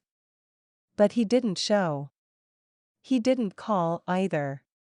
She checked her phone once more on her way out of the building. Nothing. Wrapping her arms around her middle, she headed to the parking lot. The dry June air attacked her skin and she took an extra deep breath. Her car was easy to spot with the almost empty parking lot. Right next to it was a shiny sports car with even shinier tires. Blake leaned against his car door, a huge smile on his face. "It's about time. I've been waiting forever." Laughing, she broke into a sprint and launched herself into his arms. He laughed, spinning them in circles. He set her on her feet. "I've got something for you." He held up a leather baseball with one scuff on the side. She stared. "Is that the ball you hit the double with?" "It's yours. I hit that double for you." She took the ball in her hands. "That's the most romantic thing anyone's ever done for me." He made a face. "Wow. You need to date better guys. There's one guy I'm really interested in dating." She slid her arms around his neck. "Good, 'cause he wants you too." Their lips met, and Elise swore she could hear the crack of a bat and the cheer of the crowd. Blake put his forehead on hers. "Elise Patience Smith, will you go out to dinner with me?" She laughed. "You Googled my middle name?" Blake nuzzled her jaw. "Nah, I called Jane. She has all sorts of information on you." "Heady and fuzzy," she asked, "anything I should know about?" "She says you love me." She might be right. He paused on the trail of kisses he was leaving along her neck and pulled back to look her in the eye. "I need you to know I'm in this, okay? I can't wait until I retire too." Elise put her finger over his lips, shushing him. How about we go on a date before we talk about all that? Okay. He kissed her quickly and opened his car door for her. I know just the place. Great. I'm starving. She climbed in and he leaned down to kiss her once more. She held up a palm. I don't kiss on the first date. Then what was this? He circled his finger around. The pre-date show. Oh. If that was your pre-game, I can't wait for your post-game. Maybe there will be a delay of game, she teased. We've already had one of those. Let's not do that again. He brushed his fingers down her cheek. She found it awfully difficult to resist him when he touched her. Deal. As their lips came together, Elise felt as if she'd slid into home plate and just missed the tag. She was safe. With Blake, she would always be safe. You've been listening to Delay of Game, a dating Mr. Baseball romance novel. Written by Lucy McConnell. Read by Christina Dimmick. Welcome back. I hope you enjoyed your baseball romance and that you had a great time with Delay of Game and with Blake and Elise. Now, if you are interested in more baseball, there are more books coming and we'll have a new one up next week. And if you are interested in other romances, check out the links below. If you'd like to read my books before they become available here on YouTube, you can find them on Amazon. Again, links below. If you have any comments for me, please leave them in the comment section. Like and subscribe to this channel so we can help other people find it. So it has been wonderful spending this time with you today and sharing my love of baseball. I'll see you on the next video.